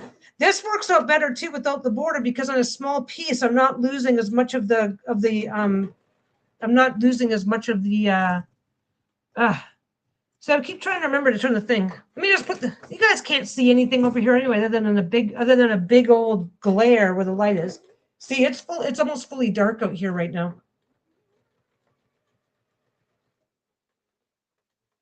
So my lighting isn't going to be the most awesomest right away. And I have no regrets where the gray is concerned. Let me just bring that in. But no. So that's it's not gonna look that the camera is crappy, but we're not the gray is not showing up enough. So when I zigzag everything together, it's not even gonna have an effect. I think the next time towards that, oh, this is a narrow one. Do do do. You're not supposed to be there. I don't want that one. Okay. That one has a bit of metallic on it, and I don't think I want metallic fabrics in the in this at all. Metallics are really, really pretty, but how many pieces have I gotten through today so far? Let's see.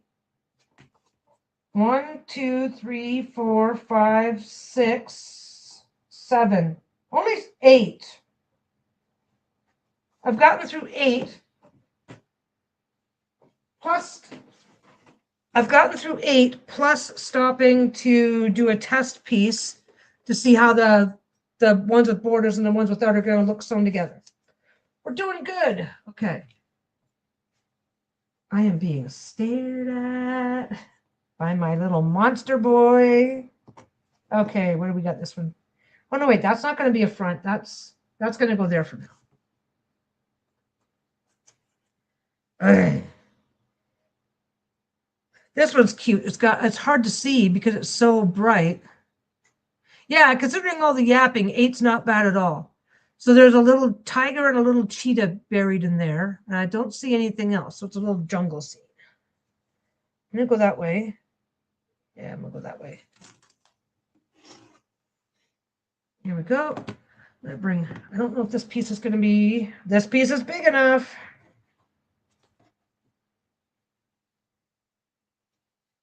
Got a couple of. Oh, this is all dark. Okay, so yeah, see, this is from other projects. These little bits these little bits of thread and stuff, they don't matter unless you're trying to put it onto something that's already really really light, so that those, like, you know, if this was a white going on here, then you wouldn't want to do that.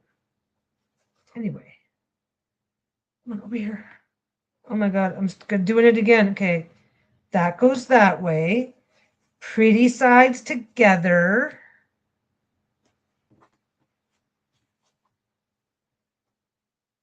There we go. Oh, I got enough to save. Ugh. No, I had a lot of yapping. Updating on Bruno, updating on all the other things. But I did but so far. Okay. I'm gonna do that one. Now this is whichever one's the smallest is the one I like to have pointing up. But this one is so dark. That's not the one that needs to go up. Never mind.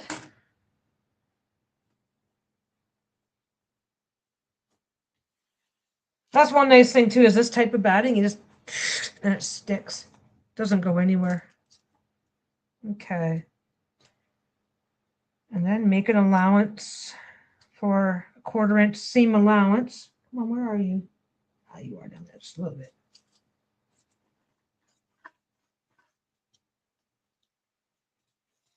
Yeah, so what are we doing? Update on the puppies. Bruno's fine. Bruno will be just fine. But he is officially an old man now. And I can handle 30 seconds of dental work now. Woohoo.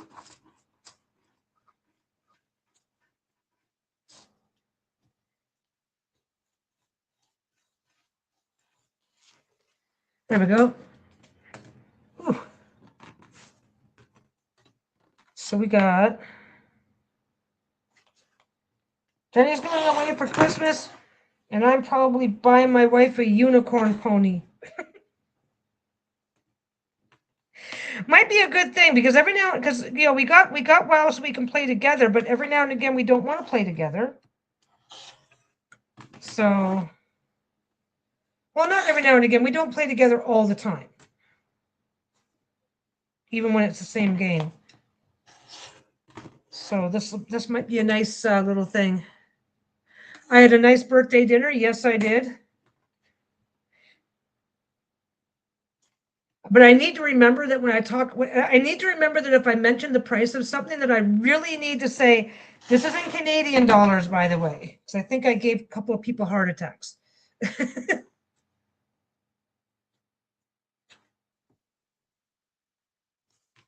Why am I doing this? I see now I'm getting distracted. First you sew it, then you trim it.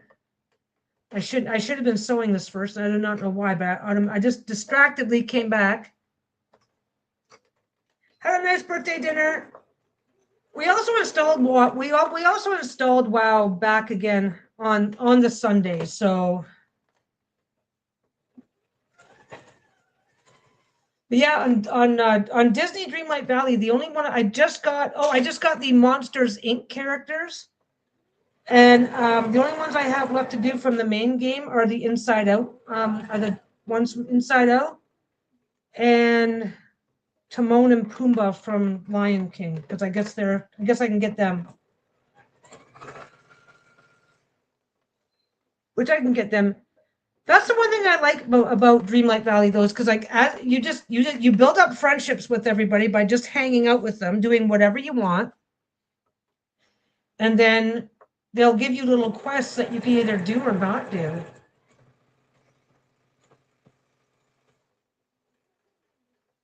Why? Yeah, I just got distracted. I just got to don't yeah, I've never done this before. I've never got distracted like this before. Who believes me?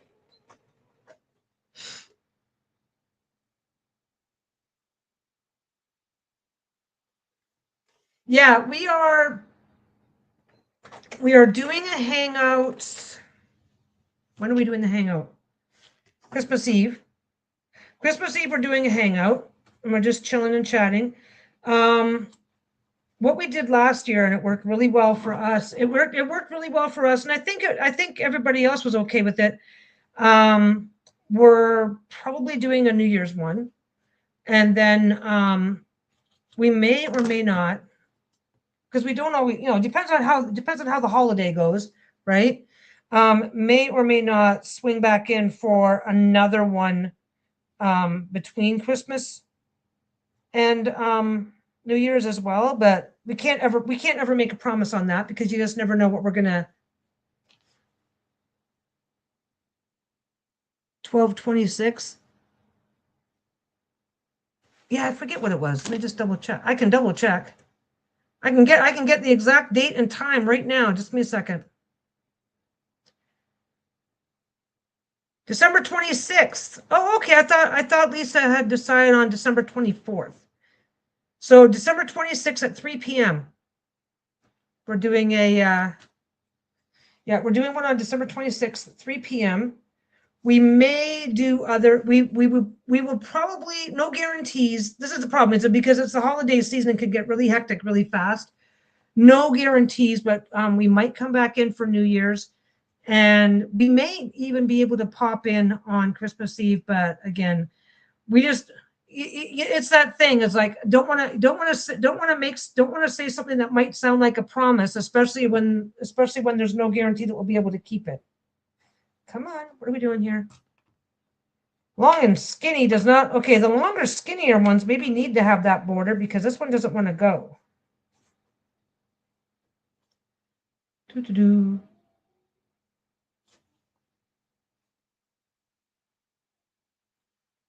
Just, there we go.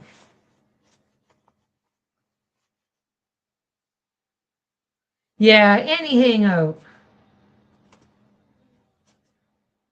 Well, depending on, I'm not 100% sure if I'm going to be going live again until after Christmas. I want to go live. I want to do the, I want to come back live to at least, finish the,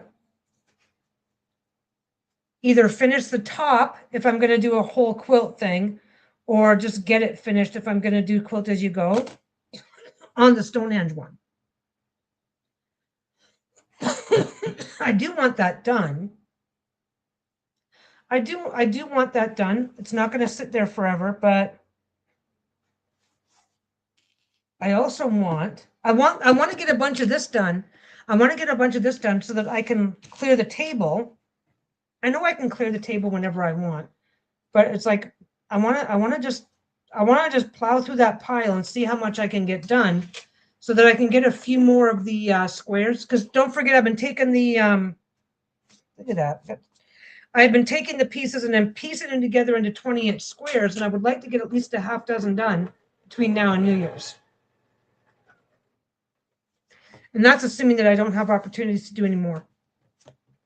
But yeah, there was something, I don't know, not something. You know what it is? It's because I haven't been on for a couple weeks. Because I missed, was I on at all last week? I can't remember. I think I missed, well, no, I missed last week because I was napping every day. By 1 o'clock, I could not keep my eyes open. I was having a nap almost every day.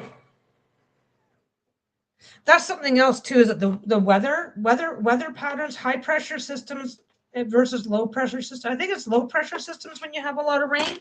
That low pressure system can actually make you sleepy too. Don't know why, but probably just hindbrain thing. It's like if your body can, because your body can sense that sort of stuff, even if you're not noticing.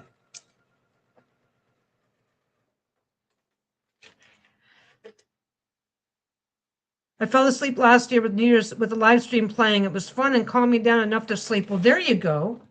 There you go. Yeah, I don't think we did a live stream the year before because Lisa fell asleep at like 10 o'clock. There we go. I was going to say, there you go, there you go. Come on, you.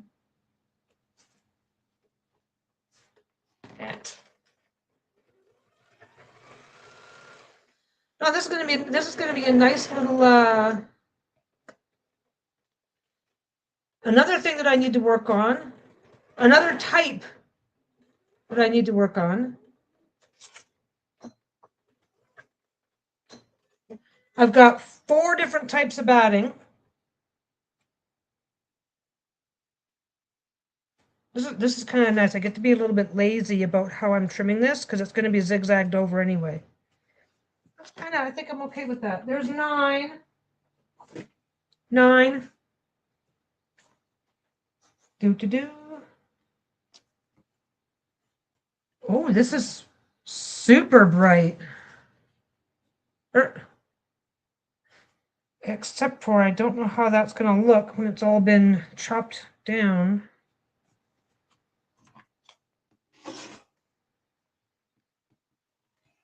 Ah.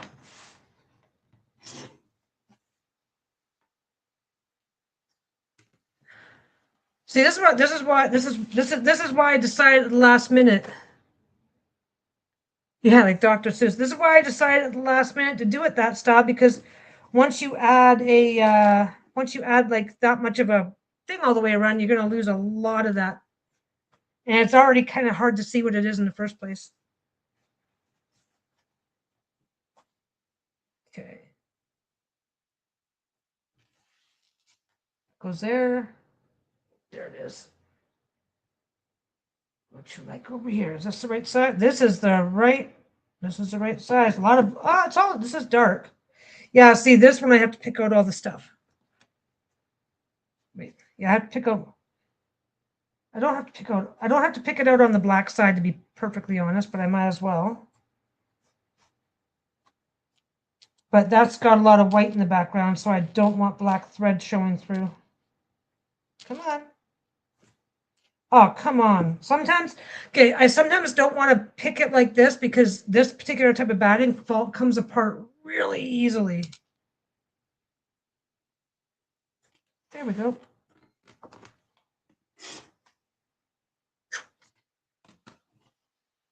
And this will give me some of the longer, narrower pieces that I know I'm going to need. What's going on? There it is. Do. Yeah, they're not that wide.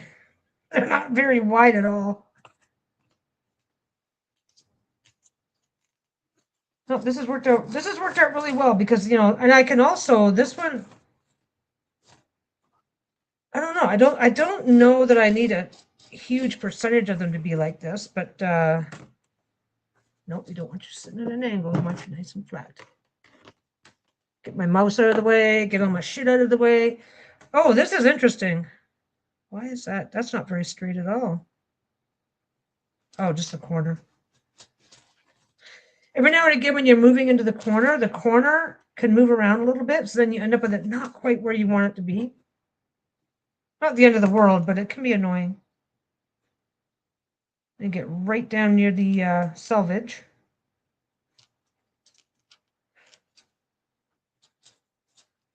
You could avoid misshaping your corners. Of course, I'm too lazy to do it. Yeah, I'm definitely faster with this method, because I shouldn't. I think if doing the other method, I would have gotten, maybe with all the yapping I've been doing today, maybe half a dozen done, which is still good, but this is better. So if you're trying to do this, and these corners are moving, and then, because basically you'll do this and the corners will move, and then you look and you got these wobbly lines that are going in. Just start at the center and work your way out. Start at the center, work your way out. It's the best way around it. Because if you're using a piece of paper, you start here and pull down, right? Except for you start here and you pull the fabric out of position. So if you start in the center and work outwards, you can be a lot gentler. Or, I mean, not you can be, but you're kind of automatically a little gentler. I don't know why, but that's how it works for me anyway. See, now I sew.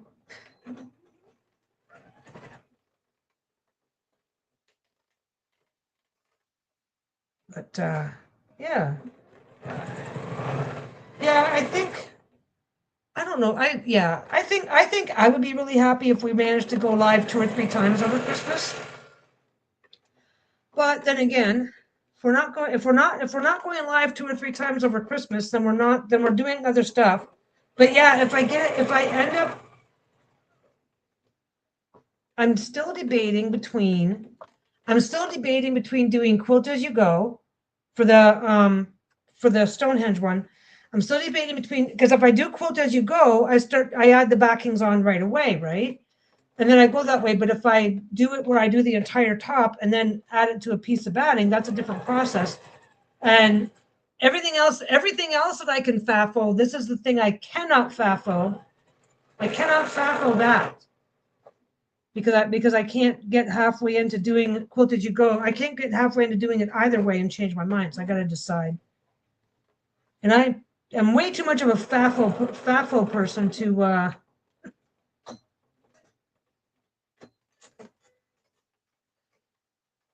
There we go. Okay. And now I take off the ridge. Now it's 4:21. What is today? Today's, oh my God. This is what happens. Yeah, today's Thursday. We do. We go grocery shopping. We walk the dogs. Yeah. Oh, that was the other update. That was the other update with Bruno. With Bruno now reaching the stage of life that he's reached.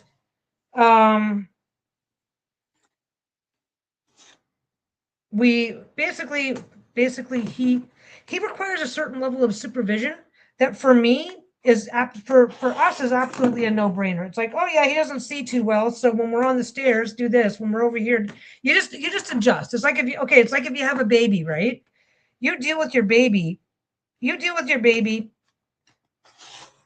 you don't have to put that much bandwidth into it. You learn their habits, their needs, their this, their that, and then you just do it. Except for, so we just really are not going to be able to get a dog sitter for him. So if we're not going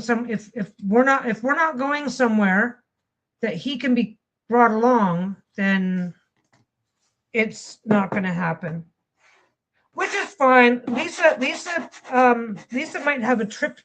Lisa's planning a trip down to Louisiana to go hang out with Danny. So, and I'm not butthurt at all. Not like I mean, it's sad that I can't, but yeah, it's like we can't leave him with somebody. We can't leave, and John usually babysits him, right? When we're out of town, but the last time John babysat, he had no mobility issues, he had no vision issues, he just needed a shot twice a day. So it's like, no, he's blind and doesn't walk too good anymore. So it's like, no, not doing it. But it's kind of funny. I love having things to do, but I'm a bit of a homebody.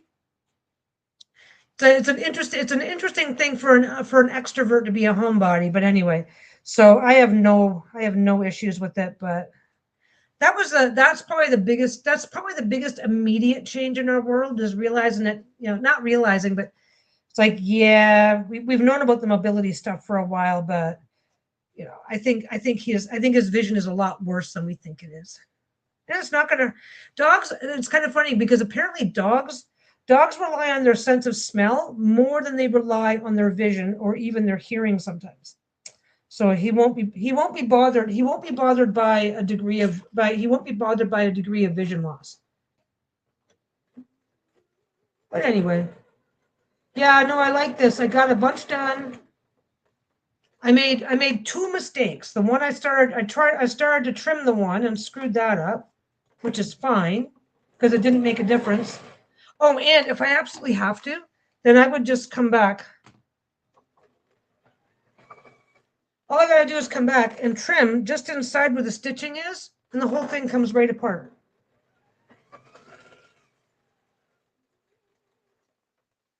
And I will say I've done that. If I'm making a large reading cloth and I screw it up, then I will just come along and trim it just inside the just inside the top stitching, and then make it again, but a little smaller. I know in theory you're supposed to. Oh yeah, dogs can get stuffy. He had a really stuffy nose for 2 or 3 weeks after he got the last of his teeth out. He wasn't happy because he lost the two fangs up front at the same time, and the two fangs. Dogs and cats' upper fangs, because their noses, especially Bruno, his nose is so narrow, so it made him really stuffy. But he doesn't really get stuffy. But he does have vision, and that's something else too. From what we can tell, he's got a little bit of vision loss in the one eye and a lot of vision loss in the other. But also, like, as you get older, you get a little bit of vision loss. It's just natural, normal stuff. Same thing happens with dogs. It's just our macula starts breaking down, so we get varying degrees of macular degeneration, and dogs get their optic nerve, their their retinal nerve. I don't know. I don't know. I only live here. It's fine. Okay. Yeah, this is one more. Yeah, I did one in like 5 minutes, and that's with me yipping and yapping the whole time. I've got everything folded up, which isn't hurting it, but I don't want to create. I need to kind of unfold it all because I don't want any creases. There we go, right there. Oh, let's do this one. Let's do the little green monkeys. Little green monkeys. Yeah, that's why I get this one. That's why I would get this pack once in a while from this person, so I could have a variety of. This isn't. There's no monkeys tarot decks. Why isn't there? There should be. But anyway. Oh, I gotta get all that off. Okay, come on. Yeah, you're not gonna. The camera's not gonna pick it up. But every time I do this, there's a little tiny bit of the batting that breaks away as well. Doesn't hurt any. It's not enough to hurt anything. It's not causing a problem. I don't. Yeah, you can kind of see the really fuzzy stuff mixed in there. Bruno. Oh, you know what they recommended though? They said that to avoid further eye strain, they suggested that we consider getting them doggy goggles. It's like, what? We did look, but most of the stuff that's out there that we found is for Bruno's got a very narrow face. It's like it doesn't look like they make anything that's small enough or in the right proportions to actually fit him. Which is sad. My poor little boy makes me sad. Okay, we're gonna go there.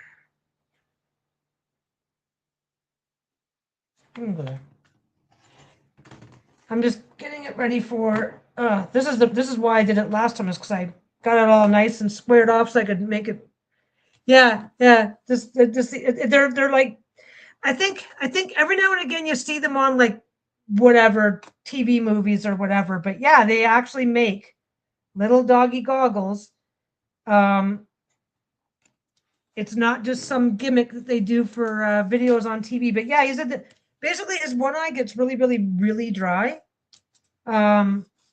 Like he tried to measure how dry his eye was. This was the one that wasn't bugging him. He tried to measure how dry his eye was, and he couldn't get a measurement on. He couldn't pick up any moisture at all, really. He's like, yeah, you need to really consider this. But Bruno doesn't get out a lot. He really doesn't.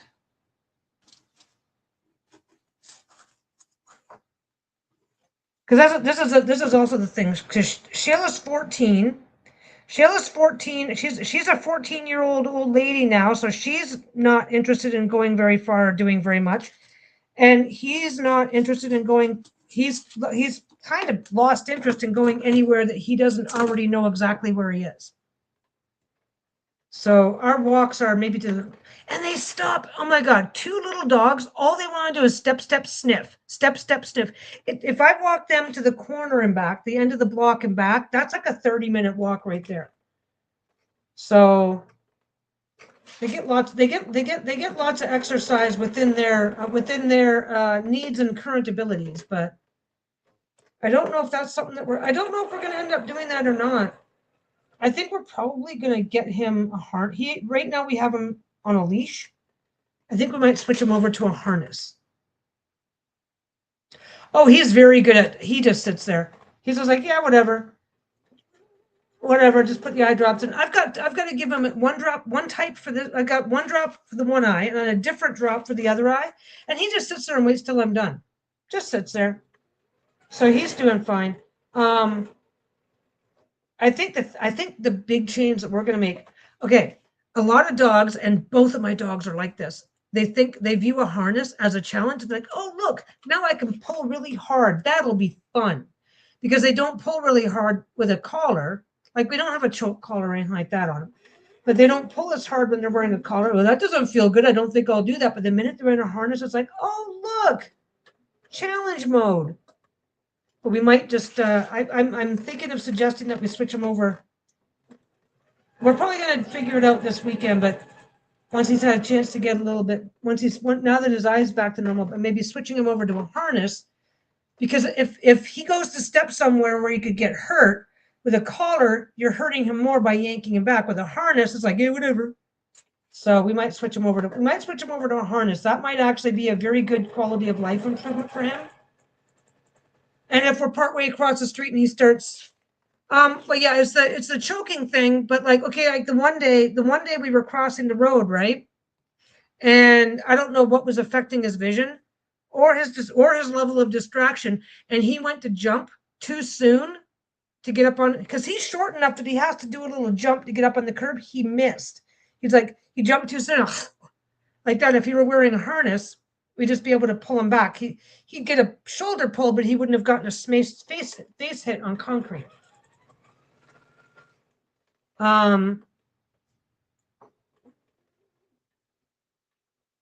So it'll give us more ways to keep him protected as we do our daily stuff.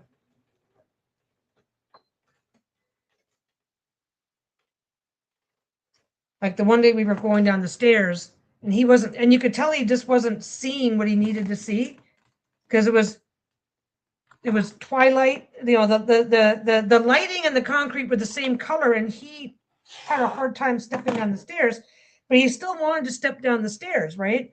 And then when he went to step too far, I had to pull him back by his collar. So I think a harness might be a good idea, which will annoy me to no end, but it needs to happen. Harnesses are annoying. They take it as a challenge. But he might not have. Yeah, it would protect him better. It would give us better protection, better ways to protect him. But yeah, no, it's kind of an interesting thing when you think about it. We've already been slowly adjusting to his needs the whole time, but now we've got a bit of comfort. Now we've got it's like. So we haven't really been making, we've never really made that big of a deal. It's, oh yeah, he's an old man now. He's distracted. He's whatever. And it's like, oh, he's actually going blind. But like macular degeneration, that's that's what humans get, right? It's completely different type of vision loss, but it's what human beings, as we age, our macula starts to break down a bit. But the thing is it's not the exact. No two people have the exact same experience. Somebody can show signs of macular degeneration early in life and yet still retain most of their vision by the time they're 90, because it's just kind of there but never really did anything. And other people can show signs of macular degeneration and be effectively blind by the time they're 65 to 70. So we've been adjusting and it's been fine. He's old, he's like a baby. The biggest issue we have with that is actually me in winter. If we're outside and it's a little slippery or something out there, he can, if my hip is bugging me, because it does, it's just what it is. That's the chronic pain, my hip and my knee, well, my knee and then my hip. But anyway, so if I'm having a bit of a bad leg day and we are in the right circumstances, he can actually give me a pretty good yoink. But that's like we're going outside and there's already a bit of ice on the ground, and that's the moment he chooses to stop and pull because I don't have as much ability. I don't know. I don't want to say not as much ability, but if I get surprised by a sudden jolt, I can get pulled off my feet in fun ways. I've never fallen. That's the problem. Well, no, that's not the problem. I've never fallen, but it doesn't mean it doesn't hurt. Um, and sometimes I am less able to resist that pulling sensation than others because sometimes I'll be minding my own damn business and both of the dogs will go after the same thing at the same time and give a pull. That's why we had to switch away from harnesses in the first place. Yeah, wrong step, stepping down funny. So they can, they are not, they don't generate that much pressure. But considering I already have an issue, if especially if it's like a little slippery or a little whatever, they can and they have. They've hurt. I've gotten hurt walking them before. But like I said, it's relative. It's like if my knee or my hip is already acting up, and they give me a good yoink, I'm going to be a little unhappy for a couple of days. But if I didn't have that as an underlying thing in my world, I would just be annoyed for what, an hour? So yeah, they don't have it's a catch 22. The biggest impact they can have on a regular day is when they both see the same thing at the same time and do that yoink thing when I'm not expecting it. When I'm not, but now because of his vision, it's very rarely happening now because we're keeping an eye. We realize we've been doing it unconsciously, keeping an eye on him because of his vision for a while now. Because like we've been noticing for a while now that he's clumsy, right? I guess clumsy is the best word, but yeah. So we're more diligent in keeping our attention on them. So so me getting yoinked around is actually happening less. But it's that weird thing. Yeah, need to avoid. Yeah, because oh my god, and I don't know if it's just these guys, but it's both of them. It's like, oh, I'm wearing my harness because as soon as it's look how comfortable it is for me to pull as hard as I can. And they both know how to dig in their feet. It's like, you little dicks. You're going, come on, puppy, and they're like, no. Shayla will literally get down like this on the ground. She'll like pancake and start trying to like pull like she's crawling. It's like, Jesus, dog. One more. Does that make I think that's 11. I think I'm probably going to be doing a lot of this for the rest of the evening. I really do. But let me see. That's nice. That's very nice. Nice. Okay, I got another little one. But this starts like way up here, so I'm only really going to get a little square out of this one. That's okay. I need little squares. I needs the little squares. We're going to pull it all. I'm not going to get a big enough piece to save. Okay, that goes up, that goes down. That's going to go right along the selvage. Okay, I'm still going to save these two pieces though, because if I need a little teeny tiny guy, now I can just grab a little teeny tiny guy. Okay, what am I overthinking? Here we go. Oh, that's interesting. That's too small. Does any of these a little wider? That's about the right width. We're good. Okay. I need it to be a little wider. No, I don't. We're fine. This is fine. This is fine. Oh, it is fine if I go that way. If I turn it sideways and let some of that selvage hang off the edge. And I got through a whole bunch. I am just going to go.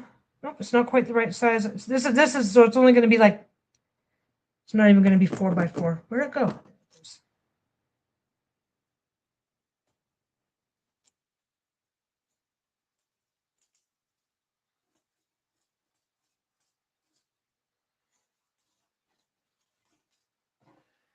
Yeah,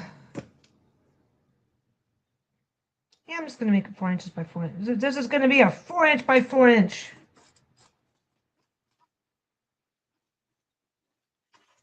There we go. Yeah, I need to do a bunch more like this.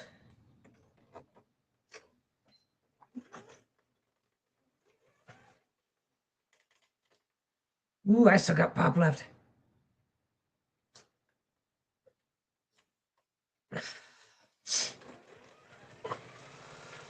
What time is it? Oh, that's what I gotta check. I usually come on Facebook right quick at 4:30 to check and see where the wife is.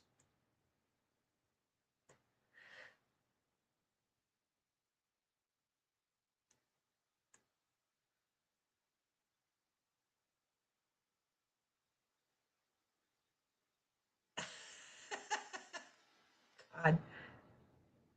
Okay. Yeah, we've got some weather coming in here too, so that's fine. I'm not here for much longer, anyway, because Lisa should be home any minute now. And we're getting what's called atmospheric rivers. Just basically giant bands of rain. They call it the Pineapple Express because apparently what we're getting is the winds are blowing over Hawaii, where they are known for it's a high rainfall area, right? So they're picking up all the warm, wet air from Hawaii and then coming up over the Pacific, picking up even more warm, wet air because the wind pattern is going down past Hawaii, getting nice and warm, picking up lots of water, and then hitting from like Oregon on up and just dumping rain everywhere. We're getting so much we're getting so much rain right now. By now in the mountains it's all snow, right? We're getting so much rain right now. And it's not like bucketing down thunderstorms. We're getting so much persistent rain happening right now, coming down as rain because it's warmer than usual right now at this time of year, that it's melting all the snow in the mountains. So we're getting mountain snow. We're getting all the extra rain from this weather condition.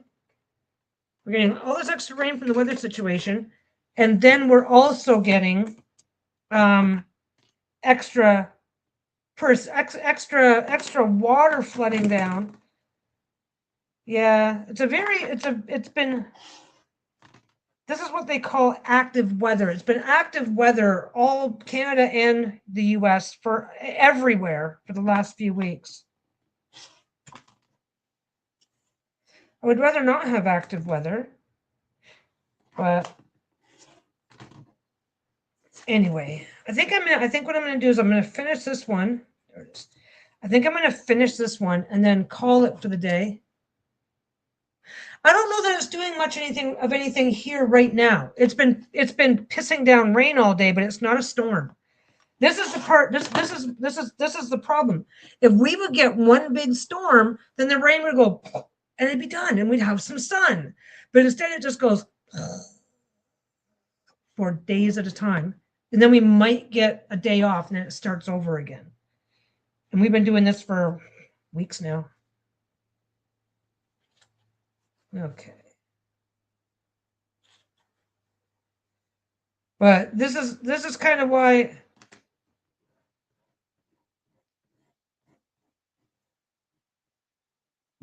they call it seasonal affective disorder, because so many people get affected by all this stuff just because it's just never ending. Uh-oh. Oh, okay. I heard a noise in the hall and I was waiting for them to start.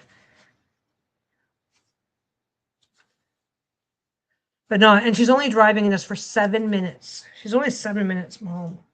So there's that. Come on, get up there. Ugh. Yeah, so I don't need to worry about hey, that's right. That was the last thing I forgot to do. Damn. I should have pulled out 4 of these. I'll finish sewing that right now, I guess. I got an itch. I'll be right back.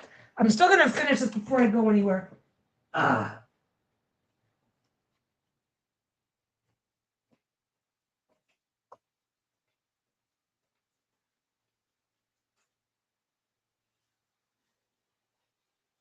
Oh.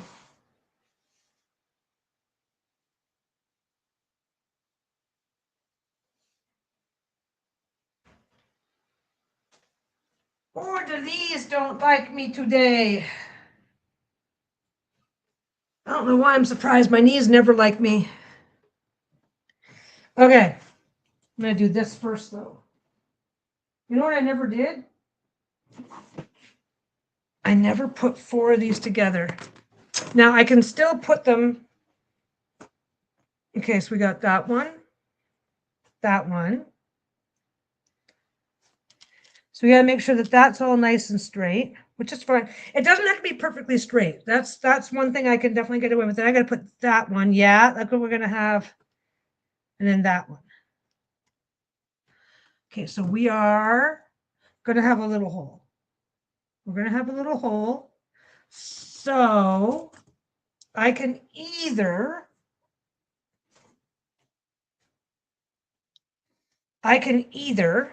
line all these up and then make sure I use one of these because it kind of fills the hole. That's kind of, it's mostly filling the hole. And and of course, by the time everything's zigzag this way and this way, it'll fill in it a bit. So whatever hole I get is not going to be that big of a deal. It's going to be a bigger hole though if I'm using 4 of these. So then I take, I have like 3 different ones out. Can't find one now.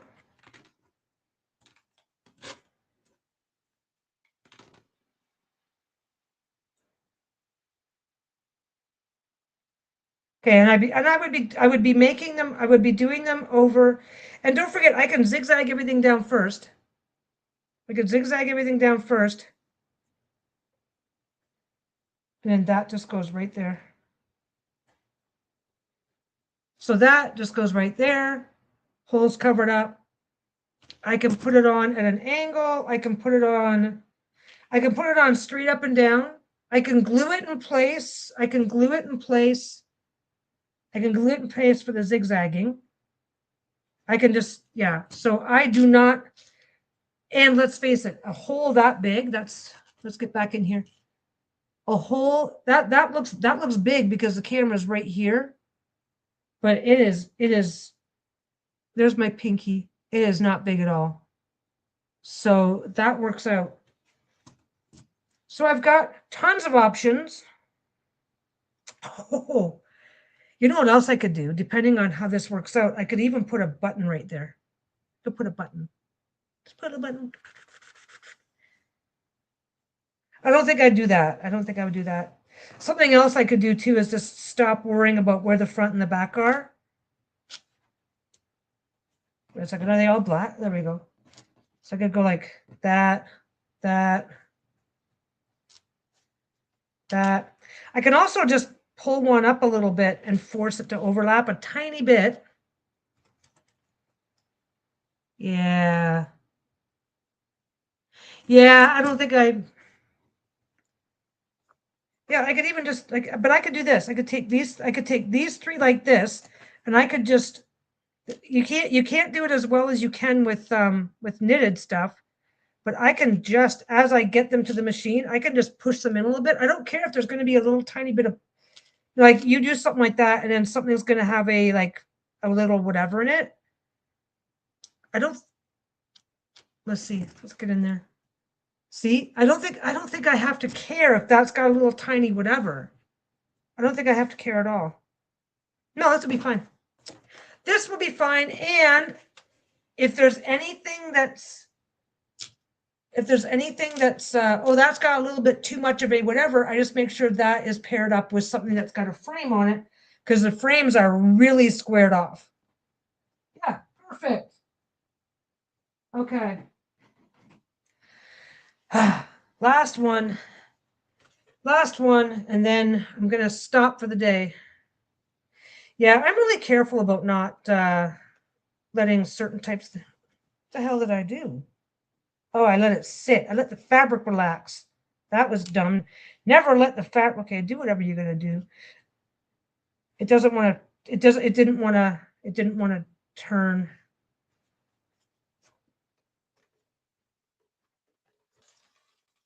But it can be as problematic as it wants to be because it's going to get. This is the cool thing, though. This is the cool thing is this area. It's going to get zigzagged to something else. Okay, I is happy. I is very happy. Every now and again, I can't really show you. Every now and again, the seam, the actual seam ends up like pushing in. It's hard to describe. So every now and again, you just gotta like wiggle it and make sure that the actual seam is as far pulled out as it can be, or you end up between here ends up being angled. I don't know how to describe it. I know what I mean though.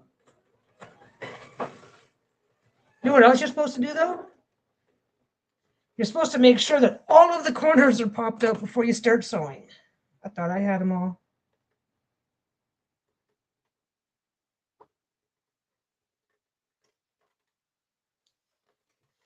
That's okay. That is okay. I know what I'm doing. Yeah, I'm pretty picky. I'm pretty picky about things like if I drop a pin, I stop and pick it up immediately. I won't even leave that. I won't even leave it for 5 minutes because I do not want these little monsters to decide. Well, like Shayla, she'll get after this particular batting, especially. She eats it like bubble gum. She starts chewing on it. I don't know what it is, but she loves it. I have made a good bit of progress today, and I have a feeling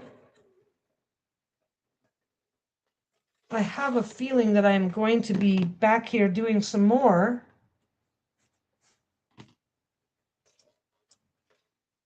Because again, I'm reopening the shop first week of January. I haven't for sure decided on the date. But I'm reopening the shop on the 1st of January, but I've got all the stuff that was because everything that was in the shop is nice and protected in it's a little weird little mini set of drawers thing that I've got. But it's been stored clean, wrinkle-free, dust-free this whole time. So I'm just going to reopen the shop and put that back in. So I don't have to do anything for the shop. Okay, I do, but not right away. Last one, polka dots. That's kind of cute. Okay, how many did I end up with? 1, 2, 3, 4, 5, 6, 7, 8, 9, 10, 11, 12. Because that one's, so I've got 12 done in one day.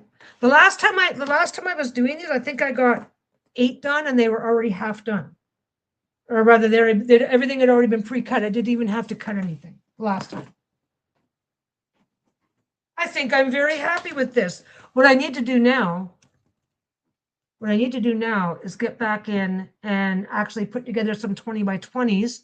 Because I think, okay, as soon as I have 9 20 by 20s, I have enough for a 9 20 by 20s is enough for a couch blanket.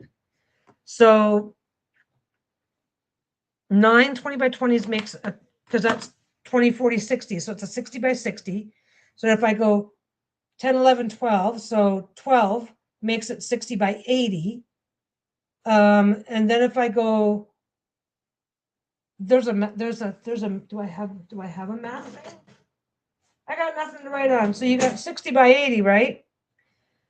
And then if you go 3 more here, and so you can just keep adding. You can just, oh, this looks good. I want to stop here. This looks good. I want to stop here. I can make it as big or as small as I want. I'll start with a 9. I'll start with a 3 by 3, and then I can go 3 by 4, right? Okay, I go 3 by 3. Okay, I like 3 by 3. That's fine. No, I want to do 3 by 4. So I add the extra 3 on there. Now I've got 60 by 80. And if I don't like that, I can add 4 more down the side and have 80 by 80. And if I don't like that, I can add 5 more here, 4 more here, and be 100 by 80. So you can just, so it's just like, this is like stacking blocks. This is like stacking, because I'm going to do 20 by 20 inch pieces. And then each piece I just add. So I don't think I have enough for 9 yet, though. Well, then again, I probably do, because I'm going to put them together. I'm going to put them together, and then once I decide what I want, you can make, okay, 100 by 100 is a king size quilt. That's king size. Some people will do like 120, so they'll do 120 by or 100 by 120, so they can have edges that go really far down the sides of the bed if they have a tall bed. But yeah, 100 by either 100 or 120 is king size. I didn't go that big, but I'm just using 20-inch piece. I'll be adding 20-inch. So I make a strip, and then I add it in. I can add them in one at a time. What am I thinking? I don't have to make a strip and add it in, because I'll be coming in and zigzagging it anyway. So I go zigzag, zigzag, zigzag. Yeah. Yeah, so for a full-size bed, you would want 60 by 80 would be 60 by 80 would be fine, but a little small. But 80 by 100 is pretty much standard, because then the 100 can be your length. Because what 72 inches is 6 feet, which even if you're only a 5-foot person, you usually want to have snuggle room. So yeah, what's the twin size? Something by 72 is a twin size. Man, you know what? She's still not home. She's usually home by now. She must be chatting with her boss. She must be running late. She might be running late, actually. Let me just double check again. Yeah, she's on her way now. I can tell because she just went offline. It says 6 minutes ago. But anyway, yeah, I'm gonna get out of here. Take a break, have some food, do whatever we're gonna do, and then probably end up back here. But anyway, thanks for hanging out with me. See you later, Jenny. See you later, Linda. See you later, whoever else is here. Have a great day, afternoon, whatever. What's today? I might come back. I've got Monday, Tuesday, and Wednesday before Christmas, so I might come back next week. Otherwise, I may not see anybody until after New Year's. It's going to depend on where things go for what we're doing. Lisa has the whole week off, so no promises. But anyway, bye. Oh, wait, click there now. Bye.